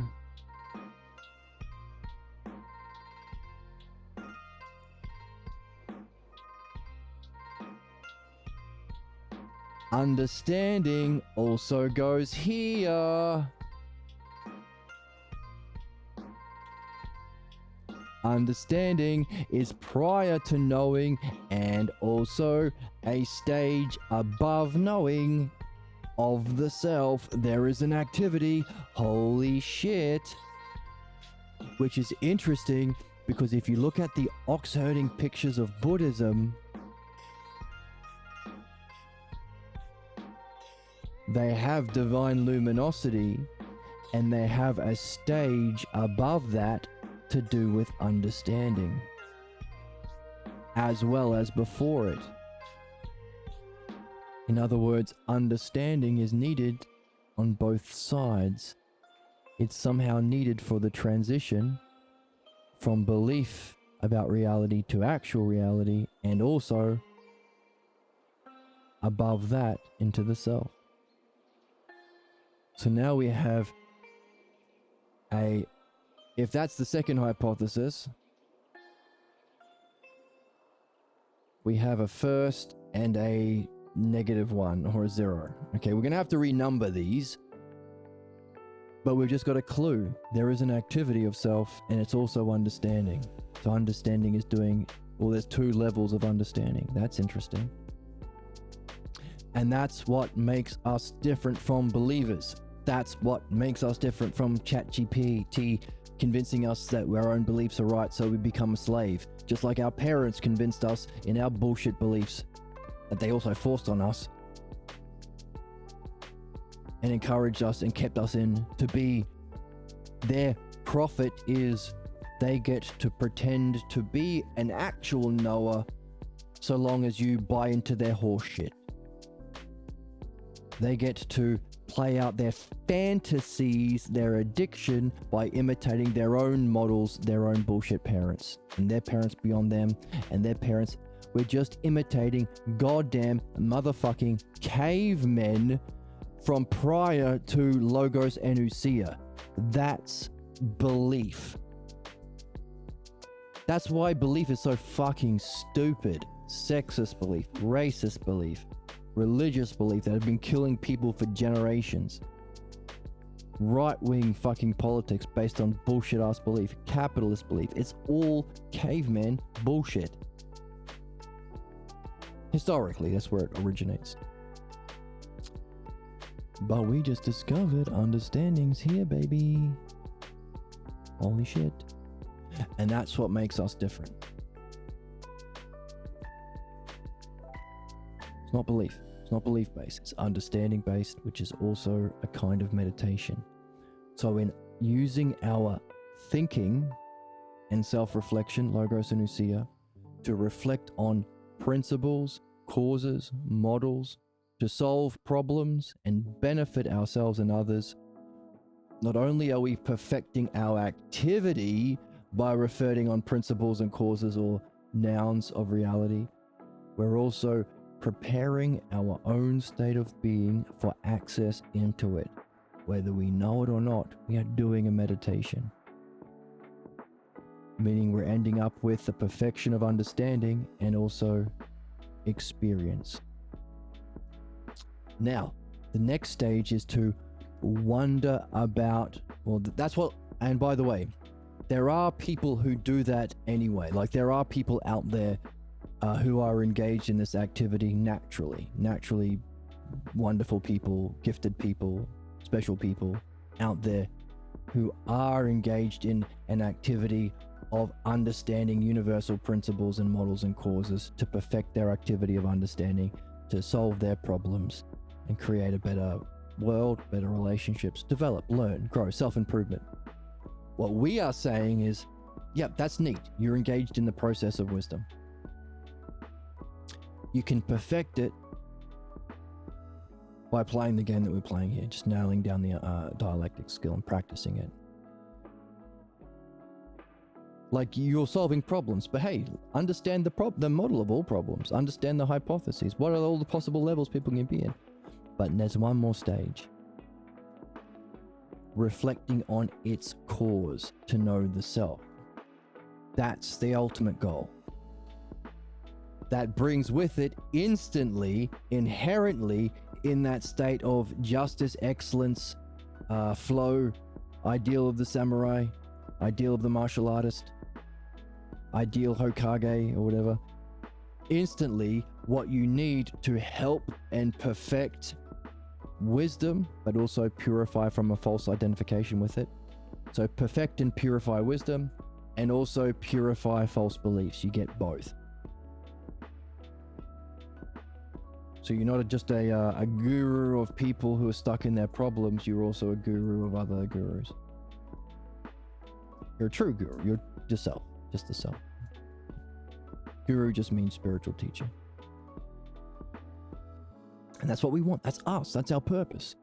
To purify a false belief of self. Experience the truth of reality and go through it to know the actual self. And Socrates just gave us a big bitchin' ass clue. There is an activity. And it's also understanding. And an experience of the true self.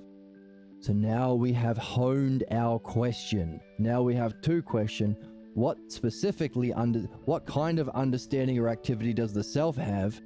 Some sort of instant dialectic somehow. Needed to instantly create all the dreams for everyone in the world. Every moment, every second of the world. Some inherent dialectic and understanding. What the fuck is that? And how do we get it? We want it. That's our excellence. And our state of true justice. And what the hell kind of experience of self are we after? So that we can get it and recognize it and maybe even never lose it. So now we've got two questions about our ultimate goal of self. Wow.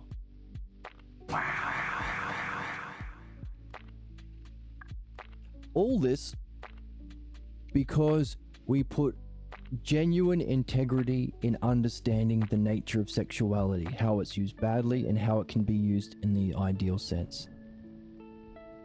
How many people do that? Chimps to fox once, I think. I do enjoy that. Most people are just like chimps that enjoy kissing a fox. Hey, whoa! I'm going to get you. I'm going to find you. And I'm going to get you. He's going to get me because I just pointed out that he's in the bad category. These absolute dullards, borderline chimps who want to kiss a fox. Vapid cunt. So we actually put integrity. Most people are gooners. They don't ever think about it. In fact, they're addicted to their fantasies without ever reflecting on who taught them about sexuality. Really, who did? The internet? Your sex ed teacher? They didn't know shit. But because we genuinely cared about it, because we seek excellence and truth and benefiting, we understood its problems, how it plays out in our problems, and that inner triad of seeking understanding of the one that is the self and reality, two different ones, oneness and the pure one, the good that we desire, the true that we seek in the quest to know the self through philodianoia, which makes use of questions and hypotheses, beauty and harmony. Got harmony here. Oops. Oh dear God. Which is the power and activity that results in our ultimate, ultimate activity or ruling or hypoxis, which is the dialectic. And I didn't even spell that right. Beautiful and harmony.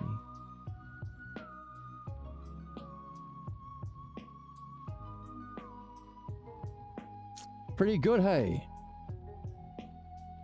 I think so. I think so. So, be present with a pure state of mind, carrying your understanding of your goal, your quest, to know reality and self. Seek it because it's the good, and reality is goodness, and it's true. And reality is the truth and experience. Win, win, win, win, win. So, by the way, we ain't in that. Not everyone's the same. So you might I throw shade at modern philosophers and the slop YouTube Alpha Bro podcast or debate bro perverts. R.M. Brown calls them debate perverts. That's a good one. He's very funny. Brain rot escalates. And he escalates the brain rot sometimes, but he's funny. Yeah, I throw shade at them, and they could say, "But isn't that just what you're doing? Aren't you just projecting your beliefs? If everything's a matter of opinion, then not only am I doing my opinions, but you are too. No, it's different." Difficult for them to see, just as the right. Notice every right-winger and all of these fascist, goddamn motherfucking fascists. Like literally suck my dick, dude. That can suck Would you my just dick. blow in from Stupid Town, You bitch? blew in from bitch. Dude, suck my dick. Okay. They all project their horseshit on the left. They think, oh, the left are scammers, the left are murderers, the left are crooks. Because that's their worldview. They can't imagine a different worldview, a better one, the actual understanders, progressives, true progressives, developers of understanders. They think everyone's just blind Nazi believers. So say, hey, you think we're audience locked, or we're in an echo chamber, just like ChatGPT, just giving us the same bullshit beliefs that are causing our disasters and problems? So are you. No, we're not. We're different, because the kind of philosophical speculations lead to understanding and experience. Let's read it again. Let's read Socrates' voice. The many hurl that charge against us, projecting their bullshit problems. They forget the difference between fantasy and philosophical speculation. In fantasy, there is a false image of the self, and its drama has no correspondence with the way to truth. They ain't gonna get to truth. And of the meditation of the philosopher. The speculations of philosophy lead to an understanding and experience of the true self, and that does not contain any element of the life of fantasy. We may be able to reach out and benefit those who are engaged in this fantasy, but we do not enter the cave ourselves. Now, there is in the cave analogy, there's someone who goes back down into the cave to help people. But I actually mentioned that to Pierre once, and he goes, no, you don't go back down into the cave. Not literal. In other words, we are not engaging in belief-based ignorance and fantasy, and because we love understanding. And we end up with understanding. And whether we know it or not, we're preparing our mind for insight. Fantastic. Hooray, thank you. We're preparing ourselves for insight. Now, we are also, because we are specifically looking at our false ideas of self and getting rid of them, when we do have an encounter with luminosity, we won't reject it because we're afraid of losing ourselves. No. That's the significance of this kind of understanding about the self. It's also a meditation. It's not just understanding, it's also meditation. Because we're using our understanding to reflect on things that are knowable. That's what makes it understandable. Either reality, the map of understanding, principles, causes, the nouns, whole part, same, different, beautiful itself, justice itself, that we experience as adjectives. So it's the model of justice and benefit that we use to solve human problems. That's one level of enlightenment experience or meditation, but we're also doing this ultimate one. What's its cause? That's the kind of dialectic and speculations that we are wondering about now. And now we've seen there are two aspects to that question. What the heck is the experience of the true self? These two. Model and activity, belief and strict dualism or materialism, ignorance, the cause of human suffering and problems. The greater, the model and activity, ousia and logos, knowledge or nous, understanding and dianoia. Wisdom. The human condition has up until now been a war on the mind between ignorance and wisdom. Now, the captain of our team is Socrates, but it's only now that we can read him because it took us 2,500 years to actually have a translator who has gone through midwifery and dream analysis so that he can actually translate without interpreting his problems or fantasizing all over his translations. So we haven't had a very strong team of wisdom, and even the best people on our team, the understanders, are not aware of the model. They're not aware of wisdom because that's the history. We killed Socrates, etc. But if there's a model and activity of ignorance, a model and activity of wisdom, our question is there a model and activity of self, or is it one thing? It seems like the activity is understanding, and there is a model that we can experience. So now we have honed our question. That's part of it. Honing our question, polishing it up, getting rid of any fluff so we can carry it as a beautiful gem, or hone it like a laser beam. Honing our questions and honing our hypotheses, our ifs, our Qs and our ifs, our questions and our dialectics,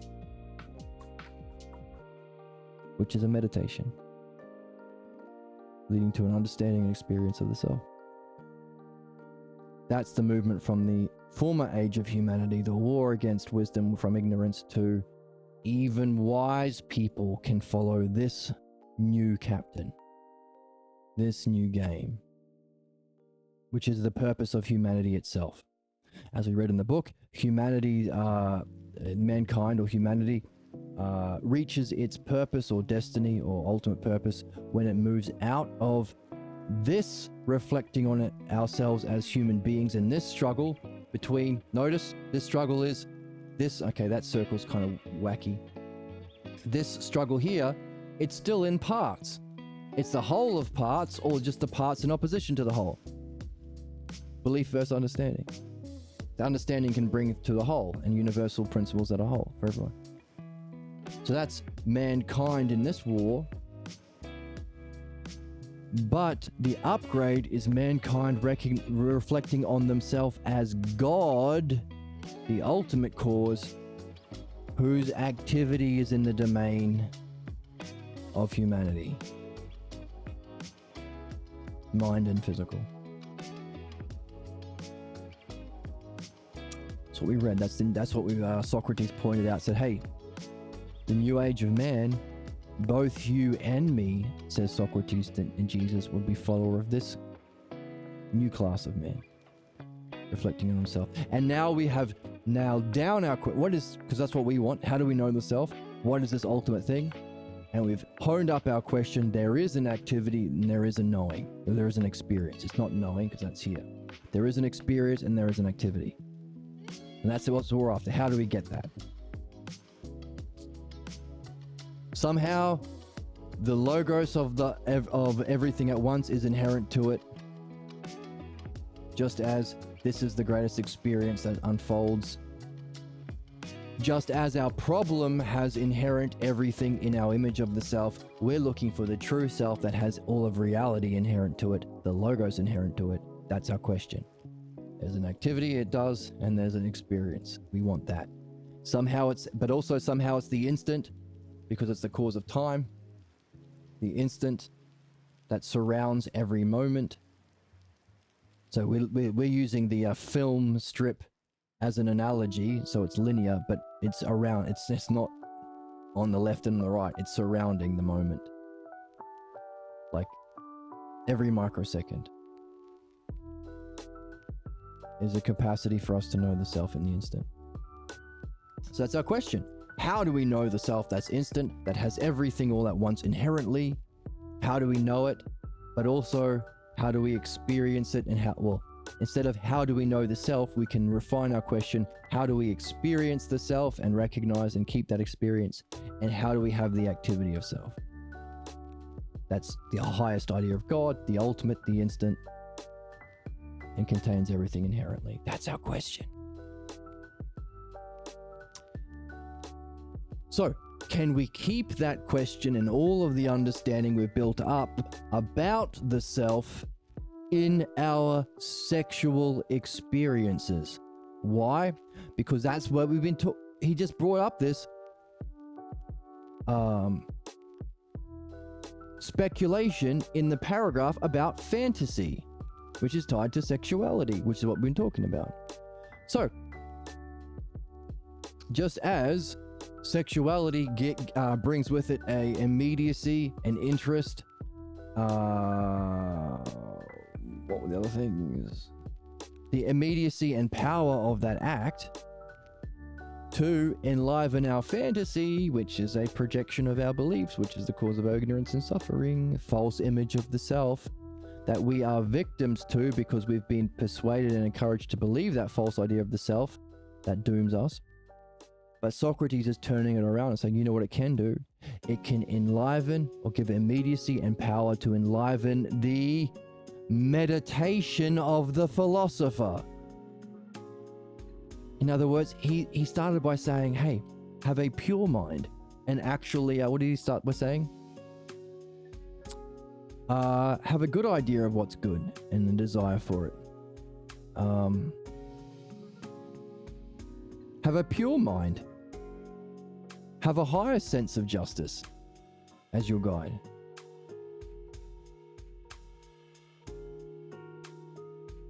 It's a state of mind that accompanies. But notice they're all vague. He's been talking about the negatives, but we've been seeing that's what the author does to give us a question. He's giving us a question without solving it for us. He's giving us the material without blowing it for us. He's been saying, have a pure state of mind. What's the pure state of mind? You don't have fantasies, okay? Don't be mistaken about what's true and real. Yes, but you're not telling me what's the state of mind. Oh, it's a state of mind where you're not mistaken about what's true and real. But that's a not. What's the state of mind where we do have the true and real? So drink and make love with a pure mind, free of any imposition. Yeah, free of any false images. But what's the thing we do have? You're telling me what we don't have. Don't be an elephant. Sure, but what do we do? I'll make sure that if you feel like you're not doing what is just and right, that means you're carrying a false image of what's true and real. And you don't even realize that that's just a manifestation of a false identification, an image of self. He's still not answering the question. He's warning us what not to do. He's saying, if you sense you're not doing something most just and right, you've got a problem. You're carrying something that's not real and true. Yes, but what do we do when we make love and get drunk or drink?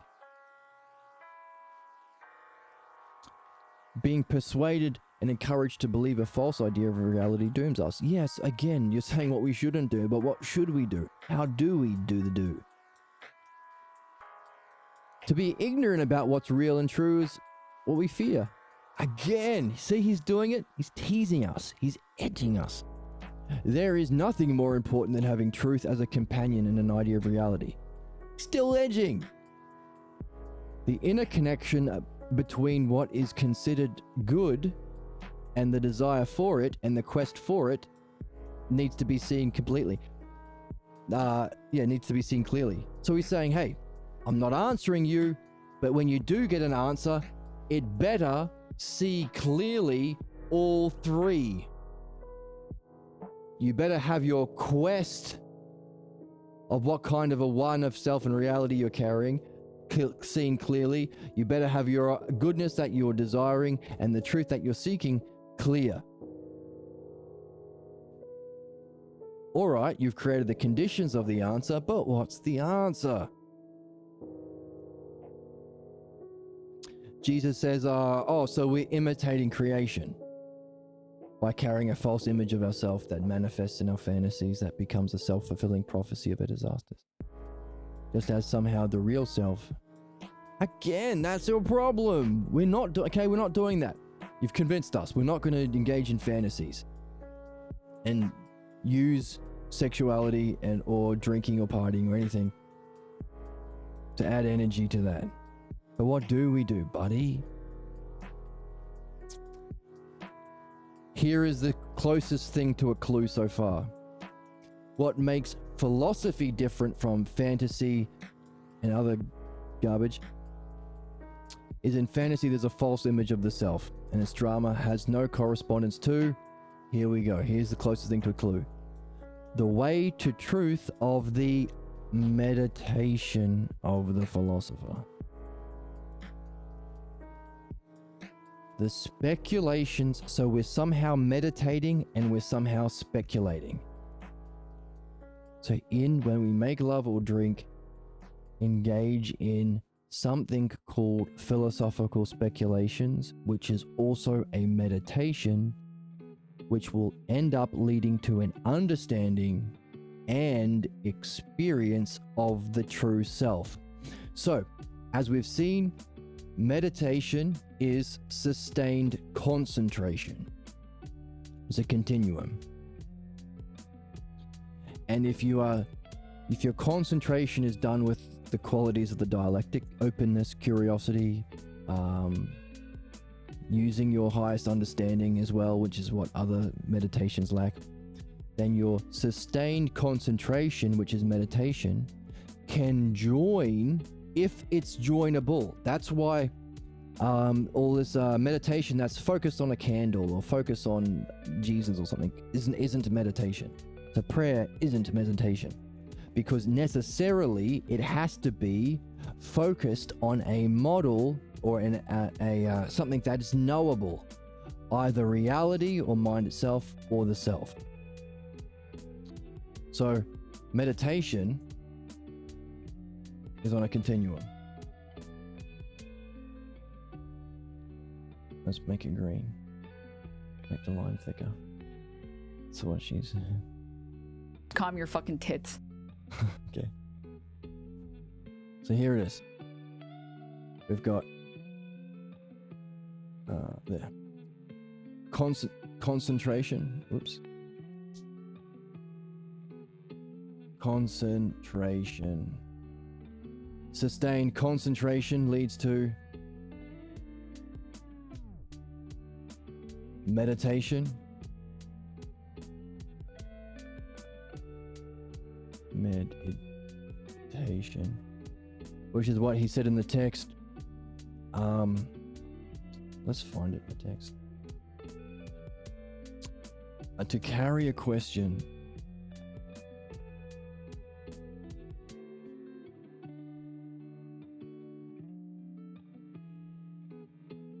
To keep a question and ponder it and not let go of it is the doorway. So that's meditation. Sustained concentration, or keep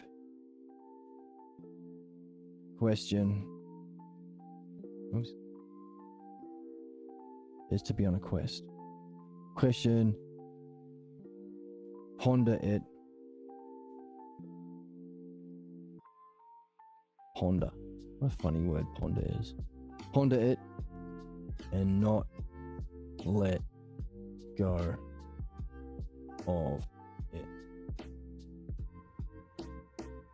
Sustained meditation, contemplation.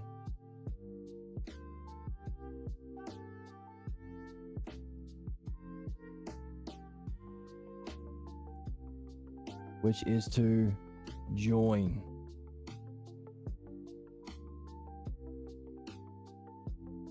Join with the object of concentration. Well, now of contemplation now. So it has to be knowable. So any yoga or meditation that's not on an object that is experienceable ain't doing its job. To that we say, like literally suck my dick, suck dude. my dick. Literally do. All right, enough. Enough of the sound drops. Right, so what's knowable? The two models, the ultimate and the penultimate.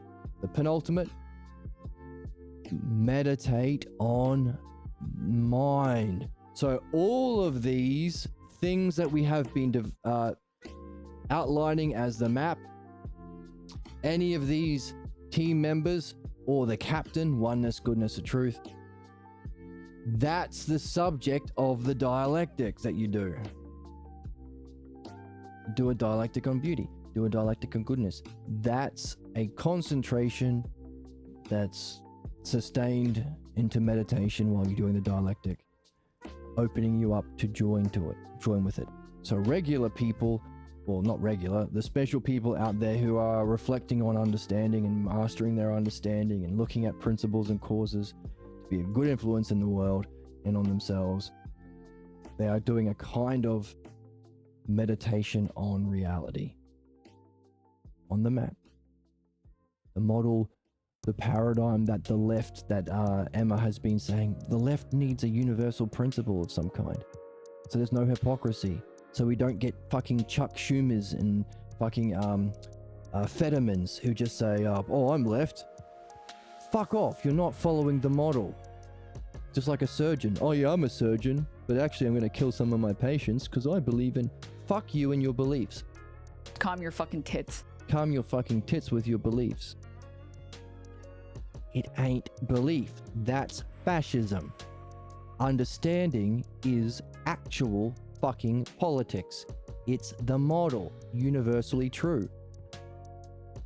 And that's what people like Emma and good people in the world are doing. Now they can obviously perfect their skill by getting into what we're doing here, which is great. So it's a kind of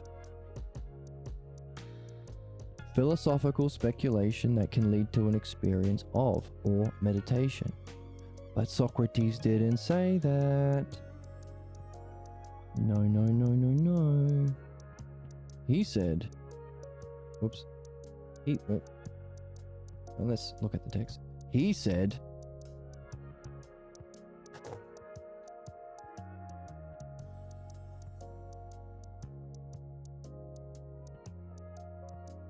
again, as our puzzle, how do we make love and drink? How do we party? So far he's been saying what it's not. It's not fantasy. Not imposition. It's not just, this fantasizing. It's a philosophical speculation that leads to an understanding and experience. Why experience?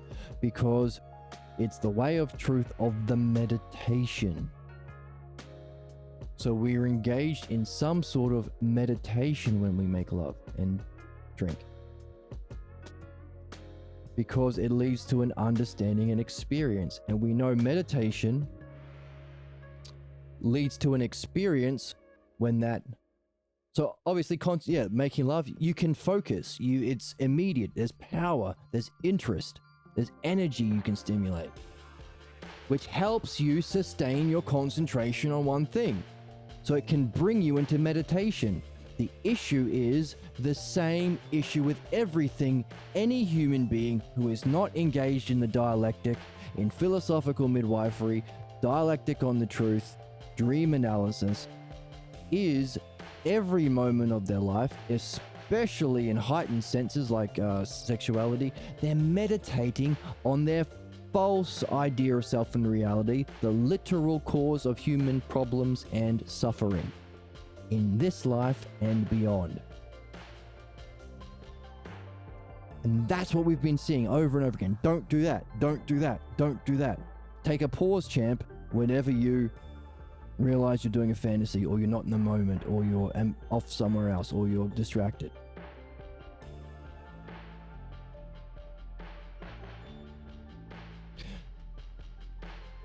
Yeah, might get it. But he's saying, hey, that meditation, you can actually experience it, which means if this kind of approach to drinking and sexuality leads to an experience, it means it upgrades to contemplation. Contemplation is the experience when you join with the object. Meaning, he is saying, make sure your triad of reality, that's your quest, good, that's your desire, and truth, that you're seeking in that desire and quest. So truth, good, reality, your seeking, your desire, and your quest. Make sure all three are on that which you can end up joining with as your object of meditation, the way to truth, capital T, of the meditation of the philosopher, the speculations. So you engage in speculation. You're not just using your imagination or your imagery or your use of mind. You're also reasoning, you're speculating. So you're talking.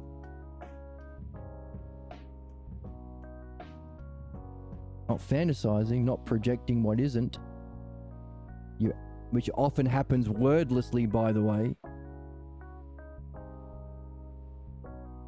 Open, honest communication in words with your highest imagination, with your highest understanding. So therefore, imagination or state of mind, Aphrodite, and understanding, Apollo. Those are the two pieces that come together in the dialectic. What's dialectic? The model for meditation. So, your speculations, understanding and images or imagination, why not, lead to an understanding experience of the true self. Therefore, use making love as a meditation on the true self, which also you've recognized as the good which you desire, the truth that you seek, and the true one of reality. Good, true, and real reality. The quest for the self. If that's your focus, then that focused concentration becomes meditation, becomes contemplation, leading to both the understanding. So that means your meditation and speculation has to involve understanding, otherwise you can't walk away with understanding. Speculation means you're not there yet, so you're using your understanding to create an imagination of what you're seeking. So there's your state of mind and understanding, leading to the actual understanding and the actual experience of that which you're creating a speculation about, using the energy, power, and immediacy of sexuality, or drinking, both if you want, to fuel this speculation that the true, good, one that is ultimately real is the self.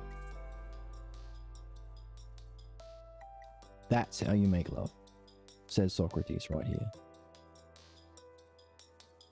Anything else is still doing that anyway, just in a wordless, ignorant, oblivious, problematic, disastrous way. In other words, you're still generating energy, you're still generating immediacy and power of that sexual experience. You just are a victim of channeling that energy into the false desire of good, the false truth about what's real, your false quest, and your self that you identify with. You're still doing it anyway. You're just channeling that meditation onto the very cause of your ignorance and problems. All we are seeing is that's what happens with most people, and what we are supposed to be doing with that activity. The same kind of thing, but on the correct terms. One is your ignorance, one is your freedom, excellence, and ultimate purpose. Isn't that goddamn motherfucking interesting? Holy fuck, this book bangs. In both senses.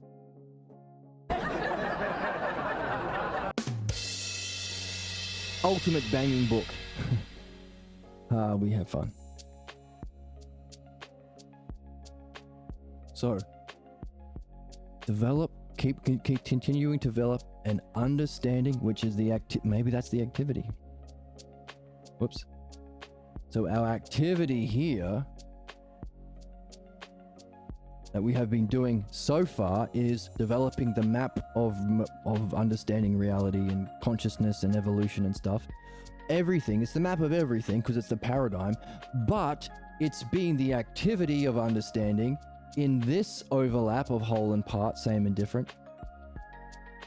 The activity of a meditation or contemplation on mind reality. Socrates is saying, hey, that's fine, but what you're supposed to be doing, especially when you make love or drink, is use that activity of understanding to reflect on the true, not the model, but the true good one reality that's self. It is the one reality. It's the real reality. It's the actual true. It's what is true. It's the actual good. It's what you really desire, and it's what gives you all your goodness and benefit. The cause of goodness and benefit itself in here. It's the true good. And it's the true self, that one. The pure, qualityless one of the self. Make sure it ticks all three boxes. The one reality, the actual good that you seek, and the actual true or truth, or good that you desire, truth that you seek, and the one that's reality. Make sure it ticks all three boxes, which you can only get through this. So by developing this model of this map of the model of understanding, we ended up inadvertently creating the extra space here. While all of the nouns of understanding that we laid out here, that the text has been following, by the way, Socrates is using it as a map for the dialectic, the dialogue that we're in, gave us these whole and part Venn diagram things that allowed us to understand what we've been building in the text so far, that this is the highest of qualities, and this is understanding, which uses that as our state of mind to benefit people, and especially remove our false beliefs of ourself and reality, so help people, really help people. But inadvertently, this map had this section up here that we hadn't touched. The whole that ain't parts. The self that ain't other. Leaving us with a question: is there a model and activity here? What the heck could it be? And what we just read said, yes, there's both. Gave us a clue. By the way, the activity is still understanding. So that's a win-win, because that's been the highest functioning of humanity that we've been developing today and on this channel.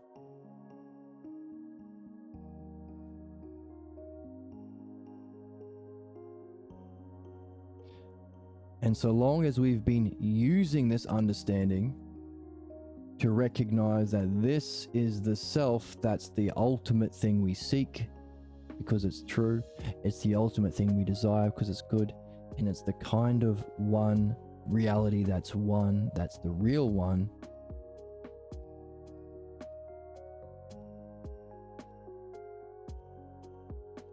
Then practice that reflection, practice that speculation, practice that imagination of what it must be, one without parts. Practice that dialectic while you fuck. Sorry, that was a bit harsh. Excuse me. Like literally suck my dick, dude. I love this guy. Come on. They're completely lying to you. Yeah. You're a baby. You're a little baby. Okay. While you make love or drink or party. Whatever you do, really. But specifically making love is because that's the thing that can add a lot of power to your problem. So do that reflection. Do that dialectic on the self. Making sure you tick all three boxes, says Socrates. That's making love. properly, justly. And by the way, as you do that, you'll get a kind of feedback about whether or not what you're doing is most just and fair and real. And what's the words? Because hey, you can think that you're doing that, but you might be mistaken. But hang on a second. You have a pure mind as you go about this.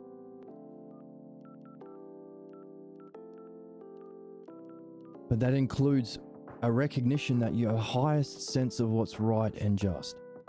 You'll feel a sense of justice. Like you'll get a feeling. And the more that you practice becoming aware of it, the more you can tune into it. And if it's not your highest sense of justice and right, you'll feel it. And that just, hey, by the way, just take a pause, champ, reflect on that, or take notes about that and get back to what you're doing, because you can reflect on your false image of self and reality afterwards. Or at the time, you've got a bunch of energy and focus, talk about either. It's a win-win. So finally, a kind of speculation while making love about the true, one, real reality that's good of the self, which will lead to both an understanding and experience of the true self.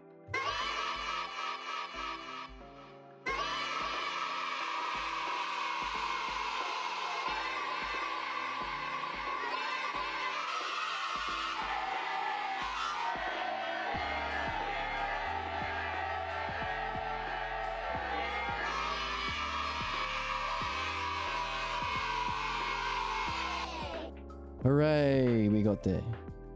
Sort of? Well, even if you didn't, you can continue this conversation with your beloved and your clothes off. Ha ha ha ha ha.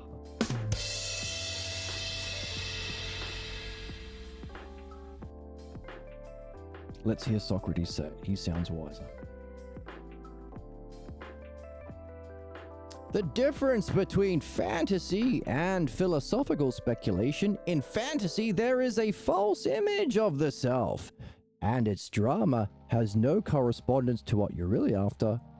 The way to truth of the meditation of the philosopher. The speculations of philosophy lead to an understanding and experience of the true self that does not contain any element of the life of fantasy. Jesus. So the daydream and your kind of speculation both have a triadic structure. I had wondered if you were going to talk about the triad for all creation, the procession from the one, that which remains, and the return that all creation is said to be a part of. I haven't heard much about that from you. Yes, some of my followers have expressed that very idea, but would you not agree that if anything were to proceed from the one, it wouldn't be a one, but it would have to have been a many, since it would have been itself a one, and what proceeded from it, right? Surely if we count both the one and what proceeded, we would not have one but two things. And Jesus says, yes, that's right. So it sounds like he's starting the dialectic that we need to help with our question. What's our question? What exactly is the activity of understanding of the self, and what's the experience of self? Number one, or no, 1 and 2. Also, we recognize that that kind of reflection and speculation is the meditation of the philosopher. And if you have someone in your life who's a good heart and good head, that's how you really make love. A speculation on the nature of the self as the experience and its understanding. That's meditation.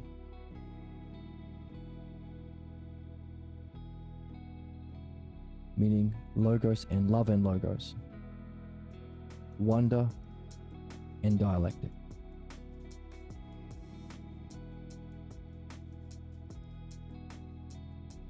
So what's our question? So how do we get there? What is that?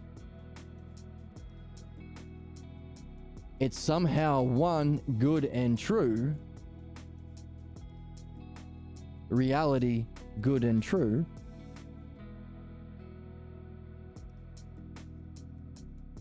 But how do we get there? And how does it have everything all at once? Something to do with inherent, such that is the cause of everything positive. So this is the captain, the greatest example, mind, being, LeBron James. That's the cause of all of the members or the physical world. So it's somehow inherent, and it somehow has everything that will unfold as aspects inherently. How? And how do we get there? So that idea of how it has everything as aspects and how it has everything inherently are really possible ways into answering our question, what exactly is the one true good self that we are supposed to be meditating on when we make love? And is there a special craft or art or skill to that kind of meditation that will allow us to reach it? That's a how do we know this? How do we experience and understand the self? How do we get there? How do we make that jump? How do we make use of all of our energy, however we stimulate it, in sexy times or otherwise? How do we get there? That's our self, that's our goal, that's the ultimate. So, a clue for how we might get there in our return, we might get a clue from this following dialectic where Jesus says, okay, enough of sexy times. Not enough, but to further answer our question of how we actually make love excellently, can you explain, because we want to know how we get there, how do we return, can you explain how did it unfold? How did everything proceed? Because if we get some understanding of how everything proceeded, we might be able to get clues on how to answer the question on how specifically we return to the self. How specifically do we make use of our lovemaking or energy or interest or concentration? How specifically do we return to experience and gain the excellence and the activity of the self? So that's the importance and that's the stakes of the dialectic that's to follow. So everything, how far are we through the text? Looks like we're about 4/5 of the way through. So everything, maybe we should find out how it relates to the golden ratio, by the way. So everything we've been developing up until now has been leading to this dialectic. Everything we've been learning about understanding points to the significance of the dialectic. Everything that we've been talking about in human history, the history of cultures, the states of cognition, our evolution, has been leading to this specific dialectic. Has been leading to this question, the ultimate purpose, the ultimate age, the next age of man. Our ultimate goal is to somehow know the self. And by the way, we need to know how to do that to know how to properly make love. Because if we don't, then whatever pleasure we're experiencing at whatever level, including lovemaking, will, whether we like it or not, be feeding our problem, when it could be propelling us to our excellence. So everything has been leading to this question, but also everything has been building us to see the significance of dialectic itself in how to answer questions and ifs. Ifs are dialectics. So, this is the most bitchin' ass question we could have. And now, Socrates is about to do a dialectic with the big JC on how reality unfolded from this one self or after, which might give us clues onto its nature and how we get there, which is the big question, and also how we make love properly. Holy shit. Did I mention this book is a goddamn motherfucking banger? My goodness. So everything we've been doing in the last 90-something episodes has been building to this question and seeing the stakes and the significance of this dialectic. It's like everything we've been doing has been learning about what basketball is, the history of basketball, who are the best players, studying past games, knowing the history of basketball player, and now finally, for the first time, Michael Jordan is walking out to the court. If we knew nothing about basketball, if we knew nothing about the history of the basketball, if we knew nothing about the names and the definitions of three-pointers and slam dunks and everything, Michael Jordan could walk out into the court and we'd be like, who cares? What's on TV? Who is that guy? He looks weird. But with all of that background and all of that work we've been doing, Michael Jordan walks out in the court and we're like, holy shit. Things are about to go down. Shit is about to get real.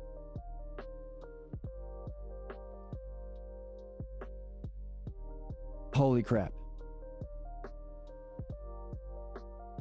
That's the significance of this dialectic.